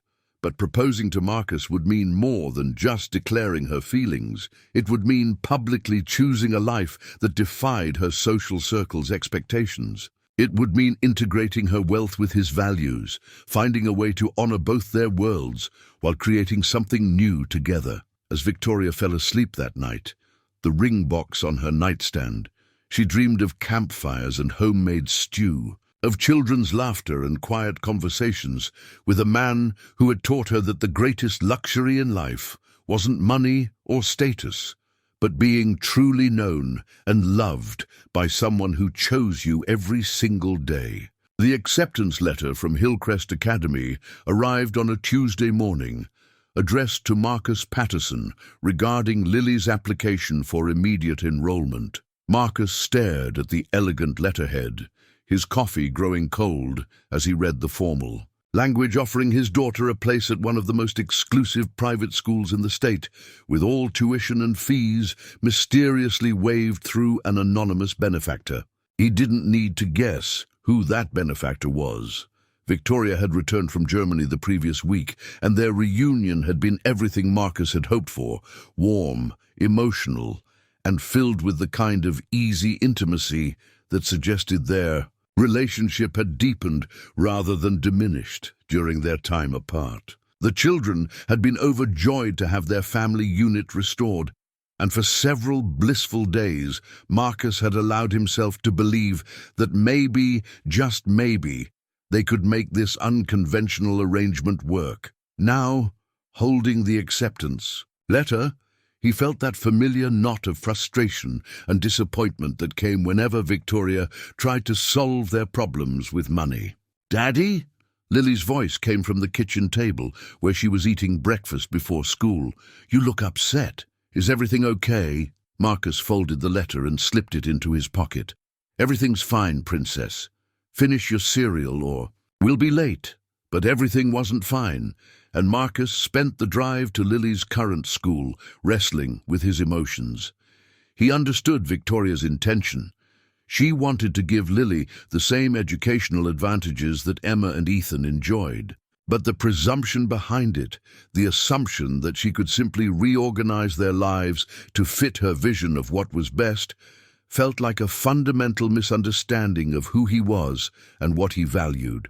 After dropping Lily off, Marcus drove to the Sterling estate, his jaw tight with the conversation he knew they needed to have. He found Victoria in her home office, surrounded by papers from her German trip, looking every inch the successful businesswoman in her tailored suit and pearl earrings.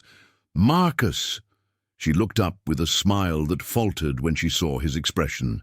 "I wasn't expecting you this early. Is everything all right?" Marcus pulled the acceptance letter from his pocket and placed it on her desk. "We need to talk." Victoria's face went pale as she recognized the Hillcrest letterhead. "You received it." "I received it," Marcus confirmed, his voice carefully controlled, "along with the notification that some mysterious benefactor has covered all the expenses. Funny thing about anonymous donations, they tend to have a familiar signature." Victoria stood up, moving around her desk toward him. "Marcus, I can explain." "Can you?" Marcus interrupted. "Because from where I'm standing, it looks like you decided my daughter's education wasn't good enough and took it upon yourself to fix the problem without consulting me." "That's not how it happened," Victoria said, her own voice rising slightly. "Lily mentioned that Emma and Ethan get to do science experiments and art projects that her school doesn't offer. She was curious about their classes, and I thought, you thought you'd solve it with money," Marcus finished, "like you always do. Like you tried to do the night we met, like you did when you offered to pay my lost wages, like you just did. With this school situation," Victoria's cheeks flushed with anger. "Is it wrong that I want good things for Lily, that I want her to have every opportunity to succeed?" "It's wrong that you made this decision without me," Marcus said firmly. "She's my daughter, Victoria.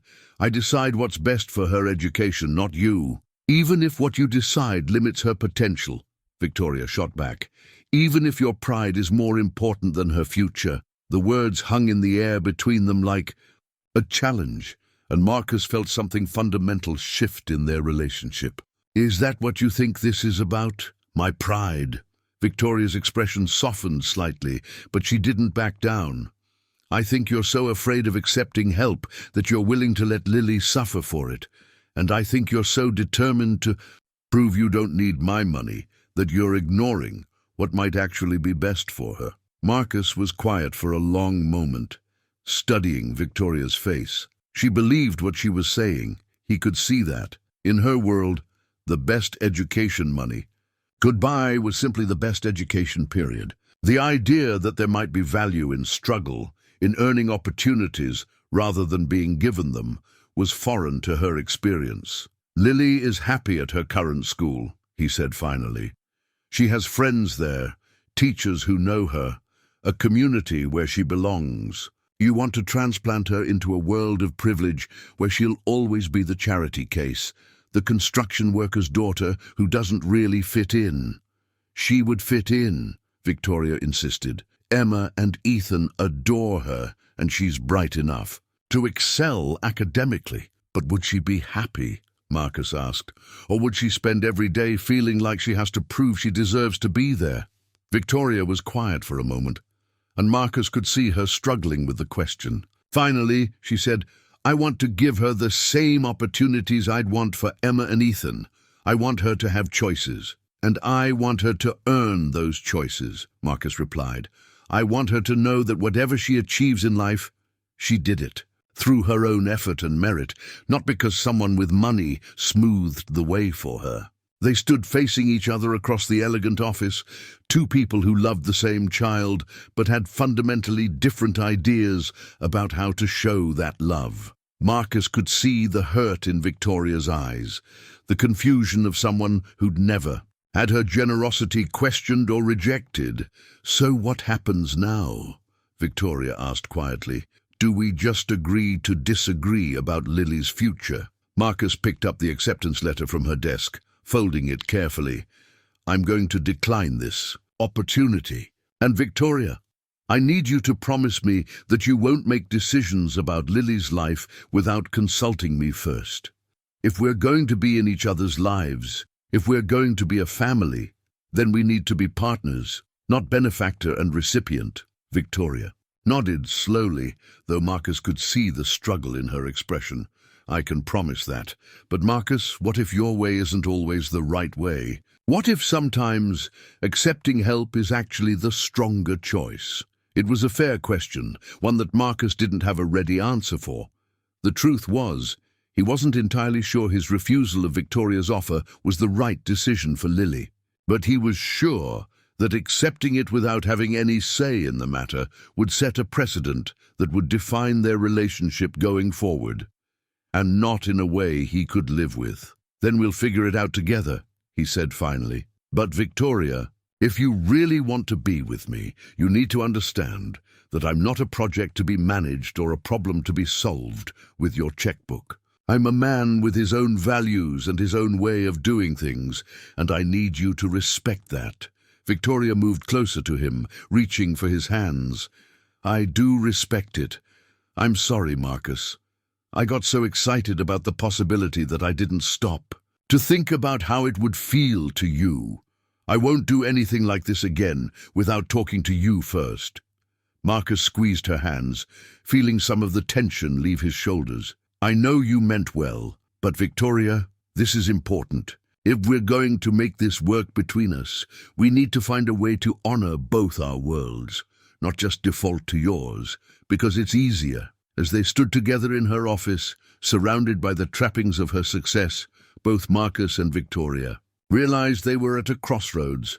The acceptance letter had forced them to confront fundamental differences in their approaches to family, money, and what it meant to provide for the people you loved. How they navigated these differences would determine whether their relationship could survive the collision of their two very different worlds. The family photo that Marcus found on Victoria's desk showed all five of them together at the autumn festival they'd attended the previous weekend. A candid shot that captured Emma, Ethan, and Lily with cotton candy sticky fingers and genuine smiles, while Marcus and Victoria stood close together, his arm around her waist, both of them looking more relaxed and happy than either had felt in years.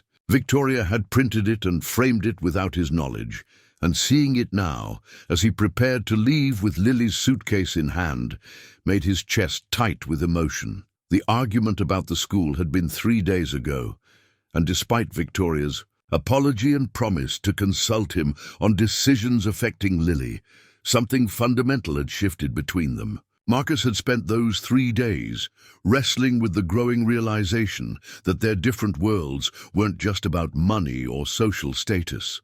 They were about completely different philosophies of life that might be impossible to reconcile. "Daddy, why are we packing?" Lily asked from her temporary bedroom, where she was gathering her favorite books and the small wooden horse Marcus had carved for her. "I thought we were staying here until after Thanksgiving." Marcus sat down on the bed beside her, struggling to find words that would explain the situation without burdening her with adult complexities. "Sometimes grown-ups need space to figure things out, Princess.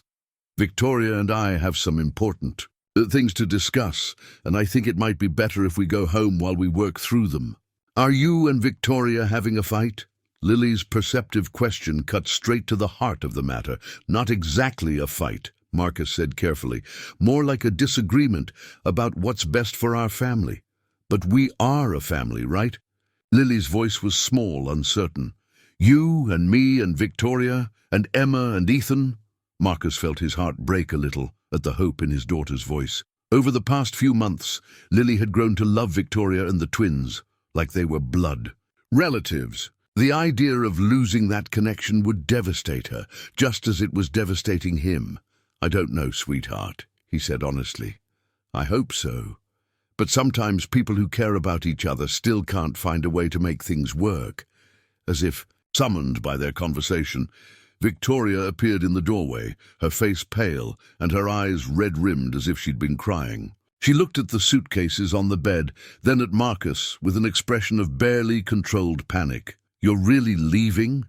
Marcus stood up, gently squeezing Lily's shoulder. Princess, why don't you go say goodbye to Emma and Ethan? I need to talk to Victoria for a minute. After Lily reluctantly left the room, Marcus and Victoria faced each other across the space that had become so familiar, so comfortable over the past months. The silence stretched between them, heavy with everything they'd shared and everything they stood to lose. Marcus, please don't do this, Victoria said, her voice breaking slightly. We can work through the school issue. I'll withdraw the application. I'll never make unilateral decisions again. Just please don't leave. It's not about the school anymore, Marcus said quietly. It's about the fact that you see problems in my life that I don't see as problems. You look at Lily's education and see something that needs fixing. You look at my work and see something temporary until you can help me find something better. You look at our modest life and see obstacles to overcome rather than choices we've made. Victoria wrapped her arms around herself, a gesture Marcus had come to recognize as her response to feeling vulnerable. I just want to give you both everything I can. Is that so wrong? It's not wrong, but it's not what we need, Marcus replied. What we need is for you to accept us as we are, not as projects to be improved. And I'm starting to think that might be impossible for you. That's not fair, Victoria said, tears starting to fall. I love you exactly as you are. I love your integrity, your strength, your dedication to Lily. I love the way you make me want to be a better person. Marcus felt his resolve wavering at the raw emotion in her voice. If you love me as I am, then why do you keep trying to change our circumstances? Why can't you just let me provide for my daughter in my own way? Because I'm afraid, Victoria admitted, the words rushing out like a confession. I'm afraid that if I don't use every advantage I have to help you, then I'm not worthy of being in your life. I'm afraid that what I bring to this relationship is just money and complications, and if I don't use the money to make your life better, then what's the point of me being here? The admission hung in the air between them, and Marcus finally understood the fear driving Victoria's behavior. She wasn't trying to control him or change him. She was desperately trying to justify her place in his life by being useful, by solving problems, by making herself indispensable through her resources rather than trusting that he might simply want her for who she was. Victoria, he said softly, taking a step toward her, I don't need you to fix my life. I just need you to be in it. But what if that's not enough? She whispered. What if I can't turn off the part of me that sees problems and wants to solve them? What if I mess this up again because I don't know how to love someone without trying to take care of everything for them? Marcus reached for her hands, pulling her closer. Then we'll figure it out together. But we can't figure it out if you keep making decisions without me, and I can't figure it out if I run away every time we disagree about something important. Victoria looked up at him, hope and fear warring in her expression. Are you saying you'll stay? I'm saying we need to start over, Marcus said. Not our relationship, but our understanding of what this relationship is going to look like. We need to establish some ground rules about respect and partnership, and what it means to be a family that bridges two very different worlds. Okay, Victoria said immediately, whatever you think we need to do.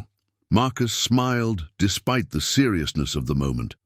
And there you go again, trying to solve the problem by agreeing to everything I say. Victoria, This has to be a conversation, not a capitulation.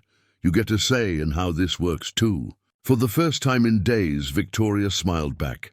I'm still learning how to do this, how to be in a relationship where the other person doesn't need me to fix things for them. And I'm still learning how to accept help without feeling like I'm losing my independence, Marcus admitted. Maybe we can figure it out together. The sound of children's voices from downstairs reminded them that their relationship affected more than just the two of them. Emma, Ethan, and Lily had formed their own bonds, their own version of family that transcended the complications their parents were wrestling with. They're going to be upset if we can't make this work, Victoria said, glancing toward the family photo on the dresser. Then we better make sure we make it work, Marcus replied, following her gaze to the image of all 5 of them together, looking like the family they'd somehow become, despite all the odds against them. The photo served as a reminder of what they were fighting for, not just their own happiness, but the happiness of 3 children who had found something special in their unconventional family unit. Whatever compromises and adjustments lay ahead, that photo represented a future worth working toward, a family worth the difficult conversations and careful negotiations that real partnership required. The simple wedding bands that Marcus and Victoria had chosen together lay side by side in the small velvet box, their plain gold surfaces reflecting the afternoon light streaming through the windows of the jewelry store where they'd spent the morning making one of the most important decisions of their lives. Unlike the elaborate diamond engagement ring that Victoria had inherited from her grandmother, these rings represented something entirely new, a partnership built on equality. Rather than tradition, love rather than obligation. Are you absolutely certain about the prenuptial agreement? Victoria asked for the 3rd time as they sat in the car outside the lawyer's office, the marriage license and ring box between them on the seat. Marcus, I have significant assets. It would protect both of us if— No, Marcus said firmly, though his voice was gentle. We've been through this, Victoria. I'm not marrying your money, and I don't want legal documents that suggest I might be. We're either partners in everything, or we're not partners at all, Victoria nodded, though he could see the concern in her eyes. Her business advisors had been horrified when she'd told them about her decision to marry without a prenuptial agreement. And her mother, despite her growing fondness for Marcus, had expressed serious reservations about the financial implications. My lawyer thinks I'm having some kind of emotional breakdown, Victoria said with a rueful smile. He actually suggested that I postpone the wedding until I've had time to think more clearly. And what did you tell him? I told him that I've never thought more clearly in my life, Victoria replied. I also told him that if he couldn't prepare the documents the way I wanted them, I'd find a lawyer who could. Marcus reached over and took her hand, intertwining their fingers. Having second thoughts about marrying you? Never. About doing it this way with all our families and friends watching, feeling like we have to justify our choices to everyone? Maybe.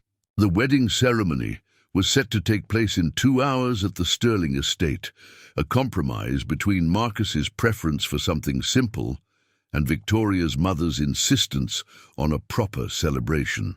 What had started as plans for a small family gathering had somehow expanded to include business associates, longtime family friends, and what felt like half of Victoria's social circle. We could still call it off, Marcus said quietly. Drive to the courthouse, get married with just the children as witnesses, and tell everyone else after the fact. Victoria was tempted. He could see it in her expression. The elaborate wedding preparations had become a source of stress rather than joy, with too many opinions and expectations from people who didn't understand what their relationship actually meant. No, she said finally. I want people to see us together. I want them to understand that this isn't some impulsive decision or phase I'm going through. I want them to see that we're serious about building a life together. They sat in comfortable silence for a moment, both lost in their own thoughts about the day ahead. The past month had been a whirlwind of decisions and preparations, complicated by the ongoing need to navigate the reactions of their very different social circles. Marcus's construction crew buddies had initially been suspicious of Victoria's motives, wondering what a billionaire could possibly want with one of their own. It had taken several barbecues at the Sterling estate, with Victoria gamely attempting to flip burgers while the men offered good-natured advice before they'd begun. To accept that her feelings for Marcus were genuine, Victoria's business associates had been less charitable. Several had suggested that Marcus was an opportunist, while others had questioned Victoria's judgment in mixing her personal and professional life so dramatically. The background check revelations about Marcus's military service had helped somewhat, providing a narrative of heroism that her social circle could understand and respect. "You know what I keep thinking about?" Victoria said suddenly. "What's that? That first night when you had Emma and Ethan in your trailer. You could have called the authorities and handed them over as soon as they were stable. You could have stepped back and let the professionals handle everything, but you didn't." Marcus squeezed her hand. "They needed someone to stay with them. They were scared." "Exactly. You saw what they needed, and you provided it without thinking about whether it was convenient or complicated or what it might lead to. That's who you are, Marcus. You run toward people who need help." "Where are you going with this?" Victoria turned to face him fully. "I think that's what you did with me, too. You saw that Emma and Ethan needed their mother to be present, really. Present, not just financially supportive. You saw that I needed to learn how to be part of a family instead of just providing for one, and you ran toward that challenge instead of away from it." Marcus considered her words, recognizing the truth in them. "And you? What did you see in me that made you want to take on a single father with a construction job and a 7-year-old daughter?" "I saw someone who knew how to love without conditions," Victoria said without hesitation. "Someone who could be happy with simple things, but who had the strength to handle complicated ones. I saw a man who could make me want to be better, without making me feel like I wasn't good enough to begin with." The sound of Marcus's phone ringing interrupted the moment. Tom Reeves's name appeared on the screen, and Marcus frowned as he answered. "Tom, what's wrong? You know I'm getting married in 2 hours." I know, and I'm sorry to bother you, but Marcus, the Henderson job site just got a massive contract extension. The client wants to add 2 more buildings to the project, and they specifically asked for you to supervise the expanded work. It's a year-long job, with a salary that's triple what you're making now." Marcus felt Victoria watching him as he processed the information. The Henderson project was exactly the kind of opportunity he'd dreamed of. Steady work, good pay, and the chance to move beyond day labor into project management. "That's incredible news, Tom. But can we talk about this next week? I'm in the middle of something important here." Of course. Congratulations, by the way. The whole crew thinks you've won the lottery, marrying Victoria Sterling." After ending the call, Marcus sat quietly for a moment, aware that Victoria was studying his expression. "Good news?" she asked carefully. Marcus told her about the job offer, watching her face for any sign that she was calculating how this might change their dynamic. Instead, he saw only genuine excitement for his opportunity. "Marcus, that's wonderful! It sounds like exactly the kind of work you've been hoping for." "It is," he agreed.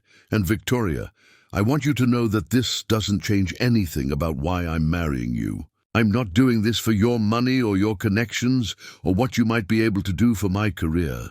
Victoria smiled, the last of her pre-wedding anxiety seeming to melt away. "I know that. Just like you know I'm not marrying you to fix your life or turn you into someone different. We're marrying each other because we want to be together, exactly as we are." They picked up the ring box and the marriage license, ready to walk into their future together. The simple wedding bands represented everything they'd learned about love, partnership, and the courage it took to build something real in a world that often valued appearance over substance. As they drove back to the Sterling estate, where their families and friends were gathering to celebrate their union, Both Marcus and Victoria felt the quiet confidence that came from knowing they'd chosen each other for all the right reasons. Not despite their differences, but because of how those differences made them stronger together.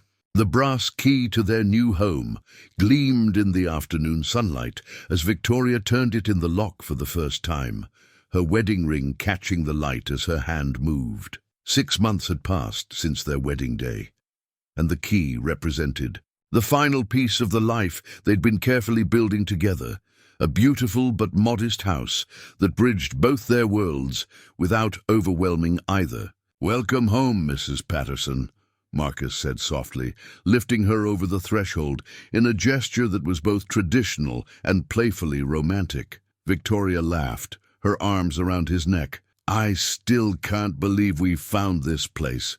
It's perfect." Yeah, house truly was perfect for their unusual family situation. Large enough to accommodate all 5 of them comfortably, but not so grand as to make Marcus feel like he was living in a museum. It had a workshop space where he could pursue his woodworking hobby, a home office for Victoria's scaled-back but still significant business responsibilities, and most importantly, bedrooms for all 3 children that were equally sized and decorated. "Daddy, Victoria, come see our rooms." Lily's voice called from upstairs, followed by the thundering of 6 feet as Emma, Ethan and Lily raced through the house, exploring every corner of their new shared space. Marcus and Victoria followed the children upstairs, finding them gathered in the large playroom that connected all 3 bedrooms. The space was filled with a carefully chosen mix of toys, books and games that reflected all their interests. Emma's love of science experiments, Ethan's passion for building models, and Lily's devotion to reading and drawing. "This is so much better than having separate houses," Emma declared, flopping dramatically onto one of the beanbag chairs. "Now we can have sleepovers every night. And Marcus can read us bedtime stories whenever we want," Ethan added, settling beside his sister. Lily nodded enthusiastically. "And Victoria can help me with my math homework because she's really good at explaining things." Victoria felt a warm rush of satisfaction at being included so naturally in the children's daily routines. The transition to their blended family hadn't always been smooth. There had been moments of jealousy, confusion about new rules and expectations, and the occasional meltdown when the children felt overwhelmed by all the changes in their lives. But they'd worked through each challenge together, with family meetings where everyone got to voice their concerns and help solve problems. Marcus had insisted on treating all 3 children equally in terms of chores, privileges and consequences, while Victoria had learned to step back and let him take the lead on parenting decisions while still being a supportive presence. "Speaking of homework," Marcus said, "who has assignments that need to be finished before dinner?" The collective groan from all 3 children made both adults laugh, but they dutifully headed to the kitchen table where homework had become a shared family activity. Victoria often helped with math and science, while Marcus assisted with reading and writing, creating an educational environment that drew on both their strengths. As the children settled into their work, Marcus and Victoria found themselves with a few quiet moments to appreciate what they'd built. The kitchen, while significantly smaller than the one at the Sterling mansion, had become the heart of their home. Victoria had learned to cook Marcus's family recipes while teaching him some techniques she'd picked up from cooking shows, creating a blend of traditions that felt uniquely theirs. "Any regrets?"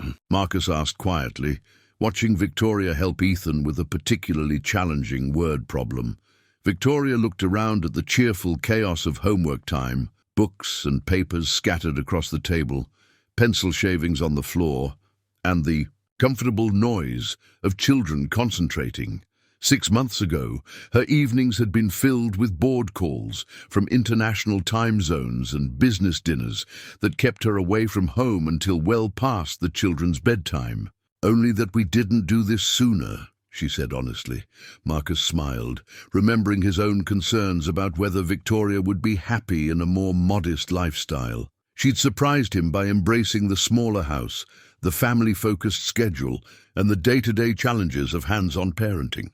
Her business had actually grown more successful as she'd learned to delegate more effectively and focus on strategic decisions rather than micromanaging every detail. "How's the construction company expansion going?"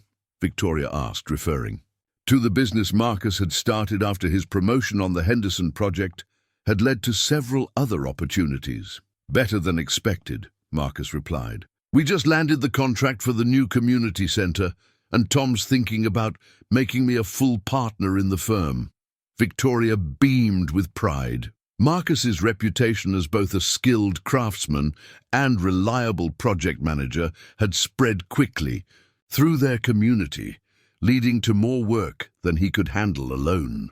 The success felt different from anything Victoria had experienced in her own career, more personal, more connected to the people and community they served. "And how are you feeling about the Sterling Technologies board meeting next week?" Marcus asked, knowing that Victoria still struggled sometimes with balancing her business responsibilities with their family commitments. "Confident," Victoria said, and meant it. "I've been working with James to restructure my role so I can be more effective while traveling less." The board wasn't thrilled initially, but the results speak for themselves. Indeed, Victoria's more focused approach to leadership had actually improved the company's performance. By concentrating on high-level strategy and delegating operational details to her capable team, she'd been able to make better decisions while spending more time at home. "All right, homework break," Marcus announced, noting that the children were starting to get restless.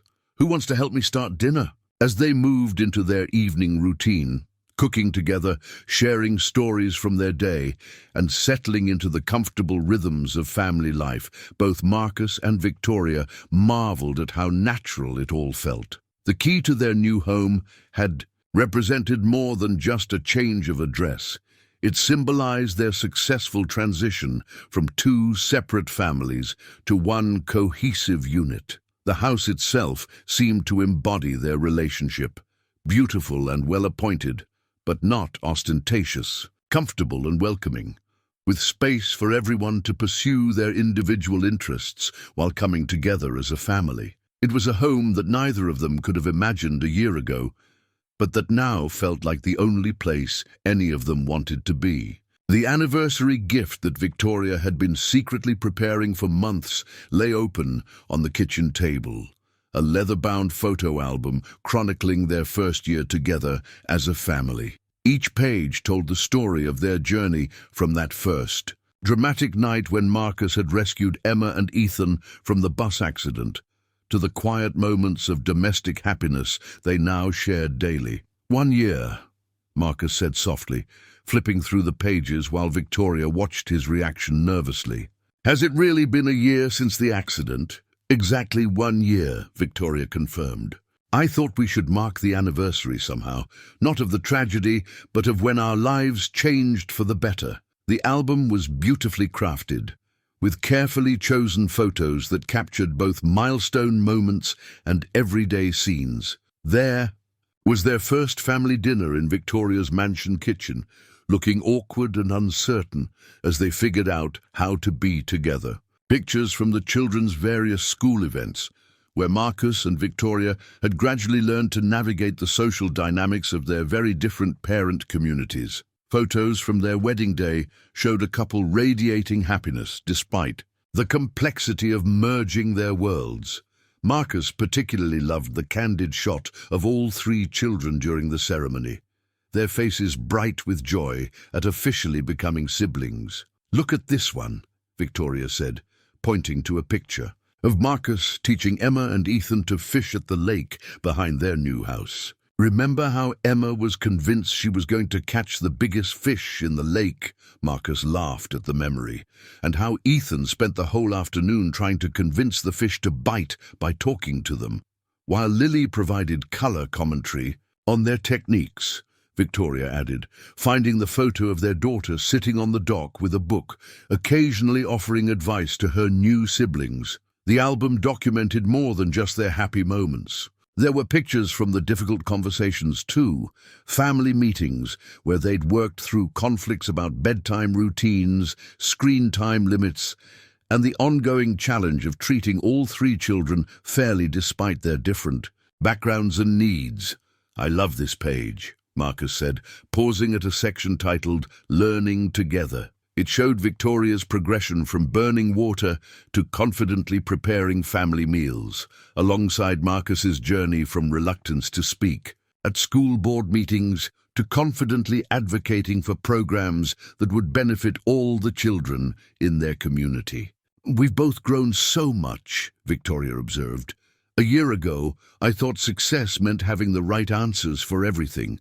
Now I know it means being willing to learn and adapt." Marcus nodded, thinking about his own evolution. "I used to think accepting help was a sign of weakness. You've taught me that it can actually be a sign of strength, knowing when to let other people support you."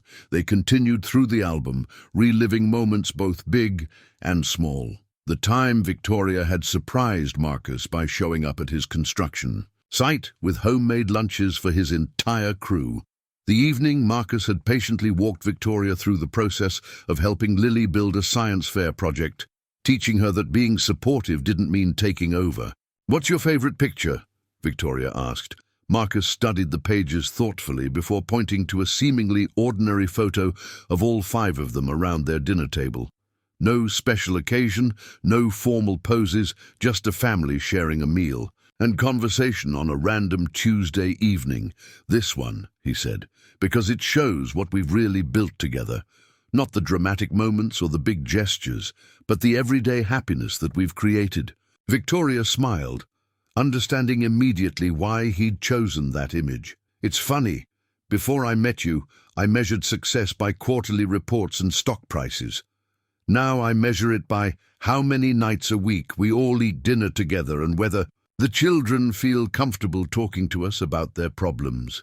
And are we successful by those measures?" "We're definitely getting there," Victoria said, thinking about the previous week when Ethan had confided in them about a bullying situation at school, or when Emma had asked for help navigating a friendship conflict. "The children trust us enough to share their real concerns, not just the easy stuff." As they reached the final pages of the album, they found space left blank for future memories. Victoria had included a note explaining that this was just the beginning of their story together, with many more chapters yet to be written. "Thank you," Marcus said, closing the album carefully. "This is perfect. It reminds me that we didn't just fall into this life by accident, we chose it every step of the way." Victoria felt a deep sense of satisfaction at his reaction. Creating the album had been a labor of love, requiring her to relive every moment of their unconventional courtship and marriage. But more than that, it had helped her understand how much they'd all grown and changed. "I have something for you too," Marcus said, reaching into his jacket pocket. He pulled out a small wooden box, obviously handcrafted, with their names and wedding date carved into the lid. Inside the box was a key, not unlike the one to their house, but smaller and more delicate. "What does it open?" Victoria asked, examining. "The beautiful metalwork. The hope chest I've been building for our bedroom," Marcus explained. "A place to keep the things that matter most to our family. Letters, photos, mementos from the children's achievements. I thought we could use it to preserve the memories we want to pass down." Victoria felt tears prick her eyes at the thoughtfulness of the gift.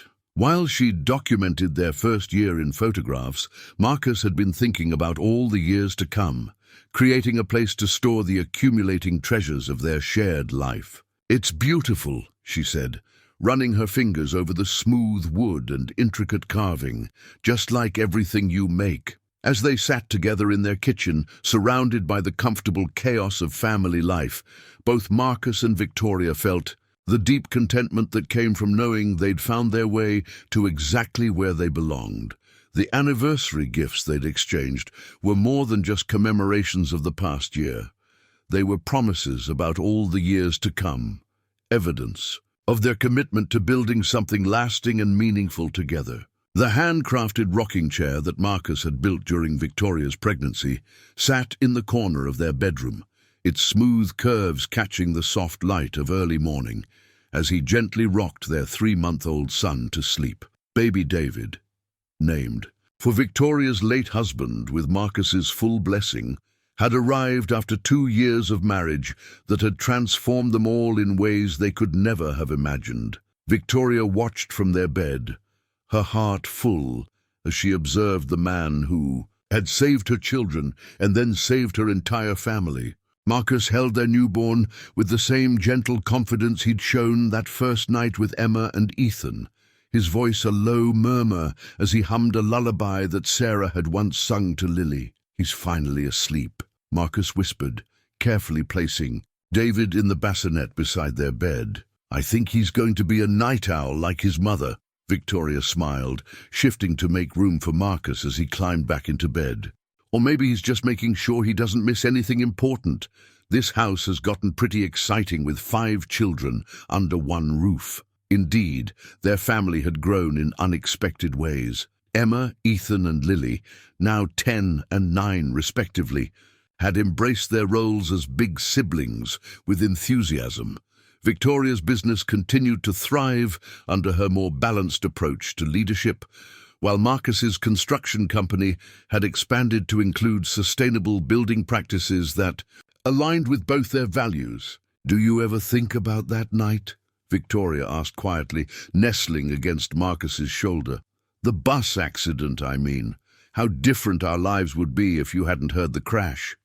Marcus was quiet for a moment, considering the question that had occurred to both of them many times over the past 2 years. "I think about it," he said finally, but not in a what-if way, more like gratitude. Gratitude that I was in the right place at the right time to help. "The children think you're a superhero," Victoria said, thinking about the bedtime stories, where Marcus's rescue of the twins had grown more elaborate with each retelling. "Sometimes I think they're right." Marcus chuckled softly. "I'm just a man who learned that the best kind of wealth isn't measured in dollars. It's measured in moments like this, holding our son while our other children sleep safely down the hall, knowing that we built something real together." Victoria thought about her life before Marcus, the endless business trips, the emotional distance from Emma and Ethan, the way success had felt hollow despite all her professional achievements. "You taught me that true leadership isn't about having all the answers. It's about being present for the people who matter most. And you taught me that accepting help doesn't make you weak. It makes you part of something bigger than yourself," Marcus replied. "I spent so many years after Sarah died thinking I had to handle everything alone. You showed me what partnership really means." The sound of small feet in the hallway interrupted their quiet conversation. Lily appeared in the doorway, her hair tousled from sleep and her favorite stuffed animal tucked under her arm. "Daddy, Victoria, I heard the baby crying. Is everything okay?" "Everything's perfect, sweetheart," Victoria said softly. "David was just having trouble sleeping. Want to come say good morning to your little brother?" Lily padded over to the bassinet, peering down at the sleeping infant with the protective expression she'd worn since his birth. "Hi, baby David," she whispered. "I'm your big sister, Lily. When you're older, I'm going to teach you how to read. And Emma's going to show you science experiments, and Ethan's going to help you build really cool things." Marcus and Victoria exchanged a look over their daughter's head, both thinking the same thing, that their unconventional family had created something beautiful and lasting, something that honored both their different backgrounds and their shared future. As the sun rose higher, filling their bedroom with golden light, the other children began to stir. Soon there would be the cheerful chaos of breakfast preparations, school lunches to pack, and the dozen small tasks that made up the rhythm of family life. Victoria would spend the morning working from her home office while Marcus supervised a construction project, both of them arranging their schedules around David's feeding times and the children's after-school activities. It wasn't the life either of them had planned, but it was the life they'd chosen together, built on a foundation of love, respect, and the understanding that true wealth came not from what you accumulated, but from what you shared with the people who mattered most. The rocking chair that Marcus had crafted with his own hands would hold many more babies over the years to come, as Emma, Ethan, and Lily grew up and started families of their own. It would be a reminder of this moment, when a construction worker and a billionaire had learned that the greatest fortune of all was finding someone who valued your heart more than your bank account, and who would choose to build a future with you one day at a time.